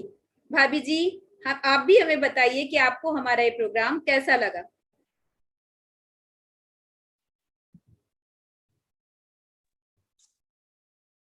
जय जिनेन्द्र। सभी को सादर जय जिनेन्द्र एवं मेरा शुद्धात्म बंदन। आदरणीय अध्यक्ष महोदया श्रीमती कमलाबाई धारी बड़ी मम्मी जी और सभा में उपस्थित सभी अन्य मंचासीन अतिथिगण, विद्वत जन एवं पाठशाला के सभी प्यारे बच्चों, आज की यह संगोष्ठी बहुत ही प्रेरणादायक रही है, विशेष रूप से नारियों के लिए। यह संगोष्ठी नारियों की उत्कृष्ट समर्पण एवं त्याग को बताने वाली रही है। वास्तव में यदि देखा जाए तो मोक्ष के मार्ग में कोई भी जीव छोटा या बड़ा नहीं होता है, सभी समान होते हैं। सामान्यतः स्त्रियां अपने आप को हीन अनुभव करती है कि हम मोक्ष प्राप्त नहीं कर सकती, परंतु ऐसा नहीं है। हम स्त्रियां भी अपने स्वरूप का पहचान कर, आत्म धर्म में लगकर, अपनी आत्मा को समझकर और अपने जीवन में संयम को धारण करके मोक्ष के मार्ग में लग सकती हैं। निश्चित रूप से इन सत्यों का स्वरूप जानकर हम सभी को बहुत ही प्रेरणा मिली होगी तथा जिन बच्चों की मम्मियों ने इसमें पार्टिसिपेट किया है उन सभी को तो अपनी अपनी मम्मियों की बहुत ही महिमा आई होगी और निश्चित रूप से यह गोष्ठी बहुत ही सफल रही है। आप सभी इसी तरह से धर्म आराधना करते रहें, धर्म के मार्ग पर बढ़ते रहें एवं मोक्ष लक्ष्मी को प्राप्त करें। इसी मंगल भावना के साथ आप सभी को जय जिनेन्द्र। बोलिए वीर शासन जयंती की जय। जय जिनेन्द्र। बिल्कुल भाभी जी, इसी तरह से बस आप लोगों का साथ मिलता रहेगा तो हम बिल्कुल मोक्ष मार्ग में भी लगे रहेंगे और इसी तरह की गोष्ठियां भी करते रहेंगे। तो चलिए अब मैं बिना विलंब के हमारी अध्यक्ष महोदया आदरणीय बड़ी मम्मी जी को बुलाना चाहूंगी। वे भी हमें बताएं कि आपको हमारा आज का प्रोग्राम कैसा लगा। बड़ी मम्मी आप अपने आप को अनम्यूट कीजिए वहां से। बड़ी मम्मी और ध्यान देना उस पर। आप बोलो। मैं हूँ वही शुद्धात्मा चैतन्य का मार्तंड हूँ, शक्तियों का संग्रहालय ज्ञान का घन पिंड हूँ। अब महिलाओं के बारे में तो मैं क्या बोलूं, क्योंकि मेरी ही जाति की हैं सब बहनें और आजकल तो महिलाओं में बहुत प्रगति हो गई है, बहुत विदुषी हो गई हैं और उनके आगे तो शायद ऐसा लगता है कि मैं तो बहुत अब पुरानी हो गई हूँ। आज के युग में जो लड़कियां हैं वे लड़कों से भी आगे नंबर ले रही हैं। सभी महिलाएं बहुत विदुषी हैं। गोष्ठी बहुत अच्छी है। सतियों के बारे में आप सबको ज्ञान हुआ है। दादा एक बात कहते थे कि जो हम आयोजन करते हैं उस आयोजन का प्रयोजन नहीं भूलना चाहिए। हम सतियों के बारे में जो कथाएं हम पढ़ते हैं या सुनी हैं, आपने बताई हैं, बहुत अच्छी गोष्ठी है, उसमें कोई दो राय नहीं है, कोई कमी बताने की जरूरत नहीं है। पर हमारा उन सतियों का जो जीवन परिचय है, पृथ्वानियों के आधार से जो जीवन परिचय है, वो उसका प्रयोजन क्या है, क्या बताना चाहते हैं। जैसे मान लो मैना है, अब मैना को एकदम उनके पिता को गुस्सा आया, उन्हें कोड़ी पति को दे दिया, तो पिता को दोष नहीं दिया उन्होंने, अपना उपयोग को भगवान की भक्ति में लगाया और ठीक है, जो कर्म पूरब किए खोटे सहे क्यों नहीं जी रहा। हर सतियों के बारे में यही है। तो हमें भी कोई प्रतिकूलता यदि हमारे जीवन में आती है तो वो विचार करना चाहिए कि स्वयं की ये जो कर्म शुभाशुभ फल निश्चय ही वे देते, करें आप फल दे अन्य तो स्वयं की ये निष्फल होते। रामचंद्र जी का दोष देना है। मन किरण सरा का या कमलश्री का, जितनी भी मनोरमा का जितनी भी शक्तियां हो गई हैं, अंजना का पूर्व भाव का फल मिला है। जो परिणाम उनने किए थे वो मूर्ति के विषय में, उसी का फल मिला है। तो सास ने घर में से निकाला तो सास को दोष नहीं दिया। चलो माँ बाप तो अपने हैं, उनके घर में पले पुसे हैं, माँ गए तो उन्होंने हस्ती लौटा दिया। तो क्या क्या क्या दशाएं हुई हैं, क्या क्या जीवन में प्रतिकूलताएं आई हैं सतियों के ऊपर। तो उन सतियों की प्रतिकूलता को देख करके समझ करके हमें अपने जीवन में क्या करना है। कि ये तो हमारे पूर्व भव के जो हमने पहले पर्याय में भाव किए हैं उन भावों का फल है। ना पति को दोष है, ना बहू को दोष है, ना पिता को दोष है, किसी को ही नहीं है परिवार में। तो हमें सबसे पहले तो ये है कि अपने जीवन में कोई भी प्रतिकूलता यदि आती है वो तो स्वाभाविक है, तो उन प्रतिकूलताओं में अपनी कमी देख करके शांति रखना चाहिए और ये सोचना चाहिए कि ये मेरे जो हैं कर्म पूरब की ये खोटे सहे क्यों नहीं जी रहे। हर पूजन पढ़ते हैं, विनती पढ़ते हैं, सब करते हैं अपन। तो जब कोई प्रतिकूलता हमारे पति के प्रति, पुत्र के प्रति, बहू के प्रति, आजकल तो बहुएं भी सेपरेट रहना चाहती हैं, सासों के पास में रहना ही नहीं चाहती हैं।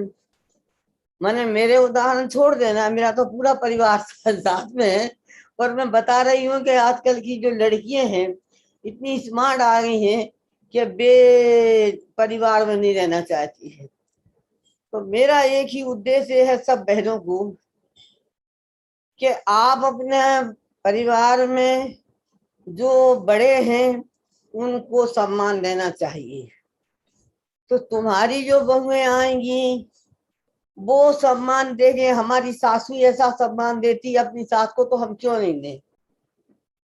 तो उनमें उसमें क्या है, घर में शांति बनी रहती है, समता भार। कोई दो शब्द कह भी ले, कुछ कह भी लिया तो उसको सहन करना चाहिए, सुनने की क्षमता रखना। तो पढ़ी लिखी लड़कियां हो, आजकल होंगे सब पढ़ी लिखी, BA MA और पता नहीं क्या क्या आए हैं। हम तो पुराने जमाने के हैं बेटे, तो हमें तो इतना कुछ ज्यादा ज्ञान है नहीं, इत्यादि पढ़े लिखे भी नहीं है। पर इतना जरूर मैं कहूंगी कि उससे अपने जीवन में शांति रहती है, आत्मा में निराकुल परिणाम रहते हैं और घर का वातावरण भी अच्छा रहता है। तो सतियों से अपन को यही समझना चाहिए, सुनना चाहिए कि उनके ऊपर इतना कष्ट हुए। सीता देखो 3 बार वन में गई और वहां ससुर ने भेजा, एक बार पति ने भेजा और फिर स्वयं गई। तो स्वयं गई, अपने आत्मा आधार से गई तो सुखी हो गई। तो दूसरों के द्वारा कोई जीव सुखी नहीं हो सकता है। घर का वातावरण अच्छा बनाओ, घर में शांति रखो, घर की ऊर्जा बढ़ाओ, तो उसमें घर की समृद्धि भी होती है, बच्चों पर भी असर अच्छा पड़ता है। तो मैं तो हमेशा ये कही आप सब लोगों को, एक जहां भी जाती हूँ आप ये कहें कि हमको तो टाइम नहीं मिलता, हम कैसे, अपना भी कल्याण करना है ना। ये सब कुछ करने के बाद, घर गृहस्थी में रहने के बाद भी अपना भी सोचना है कि हम कहाँ से आए हैं, हमारा क्या स्वरूप है, हमें ये प्रयास छोड़ करके क्या कहाँ जाना है। जिंदगी के पल कभी कोई बढ़ा नहीं पाएगा, रस रसायन सुसुभट कोई बचा नहीं पाएगा। मैंने क्या है ये मृत चैतन्य घेरा भवन में नहीं बचावन हारा कोई। सब कुछ देख रहे हैं अपन, सामने देख रहे हैं, कोरोना हो रहा है, कोरोना में घर के ताले तक नहीं खुले हुए हैं, बच्चे बिलख रहे हैं, कोई की माँ चली गई, कोई बाप चला, कोई के बच्चे चले गए। तो उसमें सारी जो प्रतिकूल परिस्थितियां आवे, उन परिस्थितियों में बहुत शांति, समता और घर में किसी प्रकार का कल वातावरण खराब नहीं हो, उसका ध्यान रखना चाहिए। बहनों से तो कोई शब्द मेरा बुरा लगे तो मैं हाथ जोड़कर क्षमा चाहती हूँ। आप लोग एक कहो कि हम इतना करते हैं, ऐसा करते हैं, हम का कैसे धर्म का काम। देखो धर्म में ना तो कुछ काम होगा नहीं, वस्तु स्वरूप समझो। तो वस्तु स्वरूप के समझने से हमें बाहर की जो प्रतिकूलताएं हैं, बाहर का जो वातावरण है वो शांत हो जाता है। छोटी सी घटना है कि एक व्यक्ति जंगल में घूमने गया घोड़े पर बैठ करके, तो उसको कुछ प्यास का असर आया, तो कैसे पानी पिलाएं। कल ही मैंने बच्चों को सुनाया था कैसे पानी पिलाएं। तो बगल में राहट चल रहा था, तो राहट पर वो ले गया घोड़े को, वो राजघराने का घोड़ा था, वो उस राहट की आवाज सुन करके और पीछे हटने लगा। तो वो बोला घुड़सवार के भाई राहट को बंद कर दी। तो राहट को बंद करता है तो वो पानी बंद हो गया। अब ऐसा बहुत देर हो गई, राहट चालू कराता है तो वो घोड़ा पीछे हटता है, राहट को बंद कराता है, घोड़ा को पास में लाता है तो पानी नहीं आता है। तो उस जो राहट वाला था उसने कहा कि राजा साहब तुमको यदि पानी पिलाना है घोड़े को तो ऐसी चेचे पेचे में पिलाना पड़ेगा, ऐसी आवाज में पिलाना पड़ेगा, वरना तुम्हारा घोड़ा प्यासा रह जाएगा। तो देखो बहनों, एक तो अपनी वैसी भी मजबूरी है, स्त्री पर्याय मिली हुई है, एक बार भी आत्मा का अनुभव हो जाए तो स्त्री पर्याय नहीं मिलती है। पहले पढ़ा होगा आपने झठाला में, कल भी मैंने सुना थी पूरी गोष्ठी, जो भाइयों ने गोष्ठी बनाई थी, पूछा था पूरी झठाला की प्रश्न उन्होंने। तो हमारा जीवन जो है बच्चों को भी खुश रखना है, बच्चों के पापा को भी खुश रखना है, पापा की भी मम्मी वगैरह को खुश रखना है, क्योंकि घर में शांति और समता रहेगी तभी हम अपनी आत्मा की बात सुन सकते हैं, सोच सकते हैं। भाइयों को भी मुझे ये कुछ कहना है कि थोड़ा बहुत घर में अपने माँ बाप हैं उनको इज्जत दो, सम्मान दो, उनको विनय करो उनकी। देखो अपन मोदी जी हैं तो प्रधानमंत्री है देश का, उससे तो बड़े नहीं हो गए हैं। आखिर वो भी अपनी माँ के पैर छूता है, तुमने देखा होगा, कोई भी जन्मदिन होता है, कोई भी काम होता है तो वो जाकर अपनी माँ के चरण स्पर्श करता है। तो हमको शर्म आती है, पैर छूने में, चरण स्पर्श करने में शर्म आती है। बहुओं को भी क्या, लड़कों को भी क्या, ऐसा नहीं होना चाहिए। थोड़ा भी अपनी मान मर्यादा जो संस्कृति है भारत की उसको ध्यान में रख करके काम करना चाहिए। बच्चों को भी कहना है मुझे कि आप धर्म पढ़ रहे हो, विद्यालय में आ रहे हो तो गुरुओं की विनय सीखो, माँ बाप की विनय सीखो, क्योंकि विनय से विद्या आती है।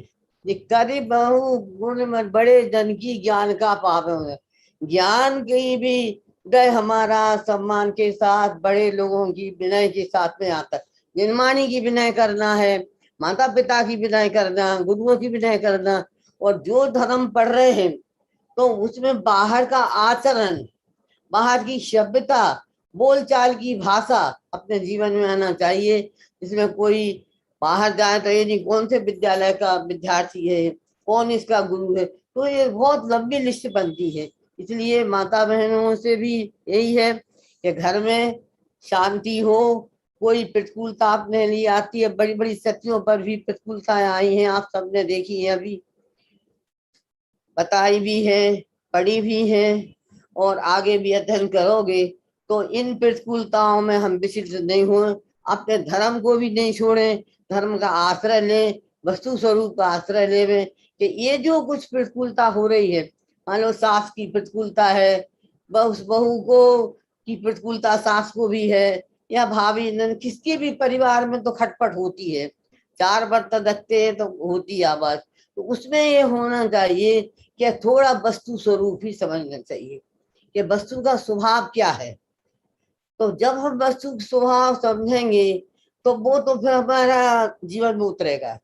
तो कोई भी प्रतिकूलताएं आती हैं तो हमारा जो संयोग मिला है, मानो पति हमारा अच्छा नहीं मिला, सास अच्छी नहीं मिली या बहू नहीं मिली, तो ये सब अपने कर्मों का फल है। अभी एक बहन ने बोला था कि सबको अपने अपने भावों का फल मिलता है, और इस पर्याय में नहीं मिला तो अगली पर्याय में मिलता है, बहुत लंबी लिस्ट है उसकी। तो अपने ऊपर लेना चाहिए कि ये मेरे किए हुए कर्मों का फल है, चाहे सुंदरी हो, चाहे नंसरा हो, चाहे द्रौपदी हो, चाहे सीता हो। रामचंद्र जी पर द्योतन दिया उन्होंने, कहा कि यदि जैसे मैं आपके लोग दास से मुझे छोड़ा है, ऐसा धर्म को मत छोड़ देना।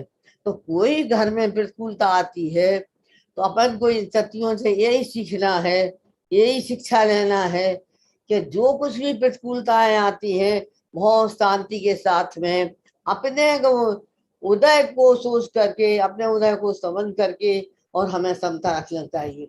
किसी पर किसी आरोप नहीं, किसी पर दोष नहीं। और तुम्हारे जो आचरण है, तुम्हारी जो सभ्यता है, व्यवहार है, तुम्हारे दूसरे बच्चों पर भी पड़ता है उसका। और बच्चे भी आकर, आज हमारी लड़की हमारे घर में है, कल वो भी दूसरे घर में बहू बन के जाएगी, तो तुम्हारा जैसा आचरण, ऐसा व्यवहार होगा वो बहू भी वैसे ही सीखेगी और अपने घर में ससुराल में जाकर वो वैसे ही विनय आदर सम्मान बड़ों को देगी। तो जो ये सतियों के बारे में आप सबने बोला है बहुत अच्छा है। आप सबको बहुत बधाई है, बहुत बहुत आभार है। और मैं तो ये कहूंगी कि आप सब लोग ऐसे धर्म के कार्य में लगी रहें। और प्रतिमान योग की जो प्रयोजन है, उद्देश्य है, वो वीतरागता की प्राप्ति करने का है। तो अपने घर में रह करके, अपने परिवार में रह करके, सबको खुश रख करके, सबको सम्मान दे करके अपने धर्म के कार्य में लगे। आप सब लोग स्वस्थ रहें, संपन्न रहें, घर को भी शांतिमय जीवन बनाएं, धर्मात्मा सब धर्म का वातावरण घर में बनाएं, बच्चों में भी धर्म के असर पड़ेगा और सभी मोहल्ला वालों पर भी असर पड़ता है। खाली ऐसा नहीं कि पूजन करे आए, मंदिर हो आए, हम धर्मात्मा नहीं, ये सभी गुण अपन में आना चाहिए। तो प्रतिमान योग की जो कहानी है आप लोगों ने सुनाई है, बहुत सर्वश्रेष्ठ है, बहुत अच्छी है। और प्रतिमान योग का एक ही प्रयोजन है कि वीतरागता की प्राप्ति करना। महावीर का क्या संदेश है कि वस्तु स्वरूप स्वतंत्र है, हर व्यक्ति अपने अपने परिणामों का करता है, कोई किसी के परिणाम का करता नहीं है। इसलिए अपने परिणामों को देखना चाहिए। बहनों को मैं एक ही बात कहूंगी, बार बार कहती भी हूँ, आप लोगों से भी कहूंगी, यदि आपको कटु लगे तो मुझे क्षमा कर देना कि अपने परिणाम को इतना सरल बनाओ कि दूसरे जीव अपने परिणामों को देख करके और शिक्षा ले सके। तो प्रतिमान योग की कथनी से भी अपन को ये शिक्षा लेना है कि इतने इतने संकट पड़े सतियों पर वे कभी उन्होंने धर्म को नहीं छोड़ा है। अपने आत्मा के कल्याण के मार्ग में सब लोग लगे, यही मेरी उपदेश है, यही मेरा आदेश है। एक खेमचंद भाई हो गए सोनगढ़ में, बहुत अच्छा बोलते थे। 2 वाक्य मैं बोलूंगी, उसके बाद में समाप्त करती हूँ, क्योंकि वो मेरा आगे का भी आयोजन है कि जिसका हमने किया विस्मरण, जिसका करना चाहिए था स्मरण, उसका कर रहे हम विस्मरण, और जिसका करना चाहिए था विस्मरण, उसका कर रहे हम स्मरण बार बार। इसलिए हमारा भाव मरण नहीं मिट रहा है। और जब भाव मरण नहीं मिट रहा है तो द्रव्य मरण तो होना निश्चित है। जब हमारे जैसे भाव होंगे उसके अनुसार वैसा फल मिलेगा। इसलिए एक और वाक्य है कि स्वयं में बस और पर से खस, आएगा आत्मा में अतिद्री आनंद का रस, इतना करो तो बस। सब बहनें भाई बच्चे स्वस्थ रहें, सुखी रहें। मेरा बहुत बहुत आशीर्वाद, बहुत बहुत आभार। गोष्ठी बहुत अच्छी हुई है। बहनों के बारे में तो क्या बोलूं कि बहनें सब विदुषी हैं, बहुत अच्छा बोला है, बहुत अच्छी भाषा शैली है। और जो आयोजक करता है, उन्होंने जो ये विषय चुना है, उनके लिए भी धन्यवाद। और हमारी जो संचालिका महोदय हैं, उनके लिए बहुत बहुत आशीर्वाद, बहुत बहुत धन्यवाद। बहुत अच्छा संचालन किया आपने। जय जय। तो आपने सभी ने सुना कि बड़ी मम्मी के वात्सल्य की किस तरह से वर्षा हुई। हाँ, जो बड़ी मम्मी ने हमें संदेश दिया है वो जरूर हम अपने जीवन में अपनाएंगे। चलिए, अब मैं आभार प्रदर्शन के लिए बुलाना चाहूंगी स्वाति जी को, जो कि कोलकाता से हैं, और उनके बारे में आपको बताना चाहती हूँ। ये पंडित अमित जी शास्त्री की धर्मपत्नी है। तो स्वाति भाभी, आप आइए और सभी का आभार प्रदर्शन कीजिए।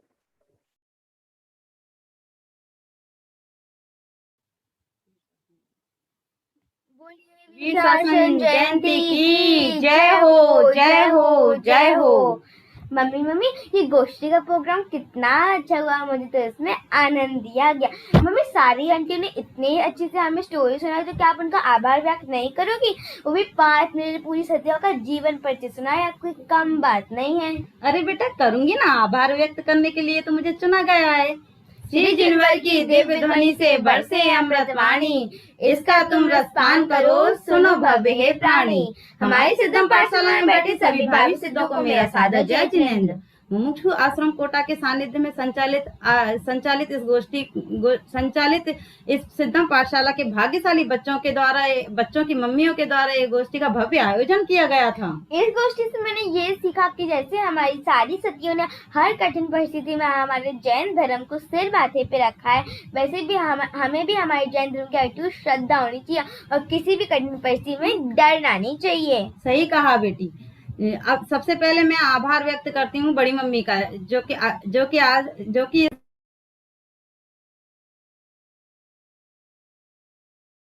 ध्यान रखूंगी, सदा ही इन बातों का ख्याल रखूंगी। हम बच्चे हुए बहुत खुश, प्रोग्राम हुआ शानदार, इसलिए व्यक्त करने आई हूँ आप सभी का आभार। मैं गोष्ठी की मुख्य अतिथि श्रीमती बीना जी और विशिष्ट अतिथि श्रीमती अलका जी का भी आभार करती हूँ, जिन्होंने इस गोष्ठी में आकर हमें मार्गदर्शन दिया। कोई भी प्रोग्राम की सफलता का आधा से ज्यादा श्रेय तो हमारी संचालिका पर निर्भर करता है, जो कि हमारी स्वाति आंटी थी। उन्होंने संचालन बहुत अच्छे से किया और संचालन अच्छे से मतलब प्रोग्राम का मजा दुगना हो गया। मैं उन वक्ताओं का भी आभार करती हूँ जिन्होंने इतने सरल रूप से हमारी इन सतियों का जीवन चरित्र प्रदर्शित करने की कोशिश की। मम्मी कोशिश क्या की, ये पूर्ण सफलता भी प्राप्त की है। सही कहा। करो तो ऐसा काम करो जिंदगी में कुछ काम, करो तो ऐसा काम करो जिंदगी में कुछ काम, जिन शासन की हो प्रभावना और हम बन जाएं भगवान। आभार करना तो श्रोताओं का भी बनता है, जिनने इस गोष्ठी को इतने ध्यान पूर्वक सुना। और खाली वक्ताओं श्रोता हो ही ना तो फिर तो कार्यक्रम हो ही नहीं सकते। मैं इसलिए उन श्रोतागण का भी आभार व्यक्त करती हूँ जिन्होंने इस गोष्ठी में आकर इतने देर तक समय दिया। मैं उन शिक्षकों का भी आभार व्यक्त करती हूँ जो हमारे इन बच्चों को इतना ज्ञानवर्धन दे रहे हैं, जैसे कि सचिन पंडित जी, अनुज पंडित जी, बाबू भैया जी और नीतीश भैया जी। आपकी मौजूदगी में माहौल बदल दिया, आदर और भावनाओं का मेल कर दिया। लेकर आए आप ज्ञान और खुशियों की बहार। अब तहे दिल से निकलेंगे आपके लिए आभार। हम सभी भाग्यशाली जीवों को जल्द से जल्द सिद्ध गति की प्राप्ति हो, यही मंगल भावना के साथ मैं अपनी वाणी को विराम देती हूँ। और बड़ी मम्मी से और रिक्वेस्ट क्या, मैंने पहले भी बड़ी मम्मी को सुना है, वो हमेशा यही चाहती हैं कि हम बहू घर के सारे लोगों की इज्जत और सम्मान करें। मैं उनकी बातों को बहुत बहुत ख्याल रखूंगी और हमेशा उनके पद चिन्हों पर चलूंगी। जय जिनेंद्र। जय जिनेंद्र। आभार प्रदर्शनकर्ता का भी तो आभार बनता है, तो मैं स्वाति भाभी का भी आभार व्यक्त करती हूँ। यह भव तो भव के नाश हेतु चिंतामणि सब मैंने पाया, नारी की माया से हटकर पाऊंगा रत्न त्रय भाया। निज आत्म तत्व है निर्विकार, उसका अवलंबन मुझे उचित, इससे विकार करना न योग्य, बस रहना ज्ञायक मुझे उचित। मैं सिद्धम पाठशाला के सभी गुरुओं का अपने तहे दिल से बहुत बहुत धन्यवाद करती हूँ कि उन्होंने मुझे संचालन के योग्य समझा और मुझे ये कार्यभार सौंपा। अब हम सीधे चलते हैं नीतीश पंडित जी के पास और वही हमें बताएंगे आगे की सूचना। जय जिनेंद्र। अभी आप सब लोगों ने बहुत सुंदर संगोष्ठी हमारे जैन धर्म की 8 आदर्श नारियों पर सुनी और हमारी पाठशाला की आदर्श मम्मियाँ। वैसे आदर्श मम्मियाँ ये 8 ही नहीं है, हमारे पाठशाला में जितने बच्चे आते हैं उन सबकी मम्मियाँ आदर्श है। वो होगी आदर्श इसलिए क्योंकि वो अपने बच्चों को पाठशालाएं भेजती है। आपने देखा कितने सुंदर सुंदर हमारी इन महिलाओं ने कितनी 8 आदर्श महिलाओं की प्रस्तुतियों के बारे में बड़ी रोचकता से हम सब लोगों के सामने रखा। और मैं आप सब लोगों से कहूंगा हमारी ये सिद्धम पाठशाला इस तरह से निरंतर कोई भी पर्व आयोजन करती रहती है। और आज हमने कहा ना, आज तो जैनों का गणतंत्र दिवस है, आज वीर शासन जयंती है। तो वास्तव में हम सब लोगों को ये कहना चाहिए कि गर्व से ये जिन शासन हमारा है तो मैं आपसे अंत में इतना ही कहूंगा कि आप सब लोग भी आज जितने भी साधन में यूट्यूब से सुन रहे थे, जूम से जुड़ रहे थे, जूम से आज संख्या लिमिटेड है, इसलिए ये केवल प्रोग्राम्स हमारे पाठशाला के बच्चों के लिए हम सब लोगों ने रखा था। लेकिन आप सब लोग विशेष ये ध्यान रखिए, सिद्धम पाठशाला नियमित चलती है, डेली चलती है और प्रतिदिन इसमें सचिन पंडित जी, मैं, आदरणीय बाबू भाई जी मेहता, जेपी दोषी जी गुरु जी, अनुज पंडित जी इनमें पढ़ाते हैं। तो आप सब लोग कम से कम ये कर सकते हैं कि आप अपने नगर से, अपने रिश्तेदारों को, अपने परिवार से, अपने बच्चों को जरूर जोड़े और आप भी स्वयं जुड़े। आप आइए, क्योंकि अभी हम छेड़हाला पढ़ रहे हैं, वीतराग विज्ञान पढ़ रहे हैं और तरह तरह के अनेक विद्वान इस पाठशाला में आके अपने व्याख्यान देते हैं। तो आप नियमित इस पाठशाला से जुड़े रहिए और बने रहिए। मैं अंत में आज सभी लोगों का, हमारी स्वाति भाभी ने बहुत सुंदर संचालन किया, एक बार फिर से सामूहिक रूप से आप सभी का आभार प्रदर्शन और सभी मम्मियों से एक बार स्वयं अपने लिए एक बार जोरदार तालियां आप सब लोग बजा सकते हैं, क्योंकि आज इतनी सुंदर संगोष्ठी हुई। मुझे निरंतर सब लोगों के मैसेज मिल रहे हैं, तो एक बार हम सब अपने लिए जरूर तालियां बजाएं। और अभी हम सब लोग इस कार्यक्रम का यही समापन करते हैं। बोलिए महावीर भगवान की जय जय जय। जय जिनेंद्र।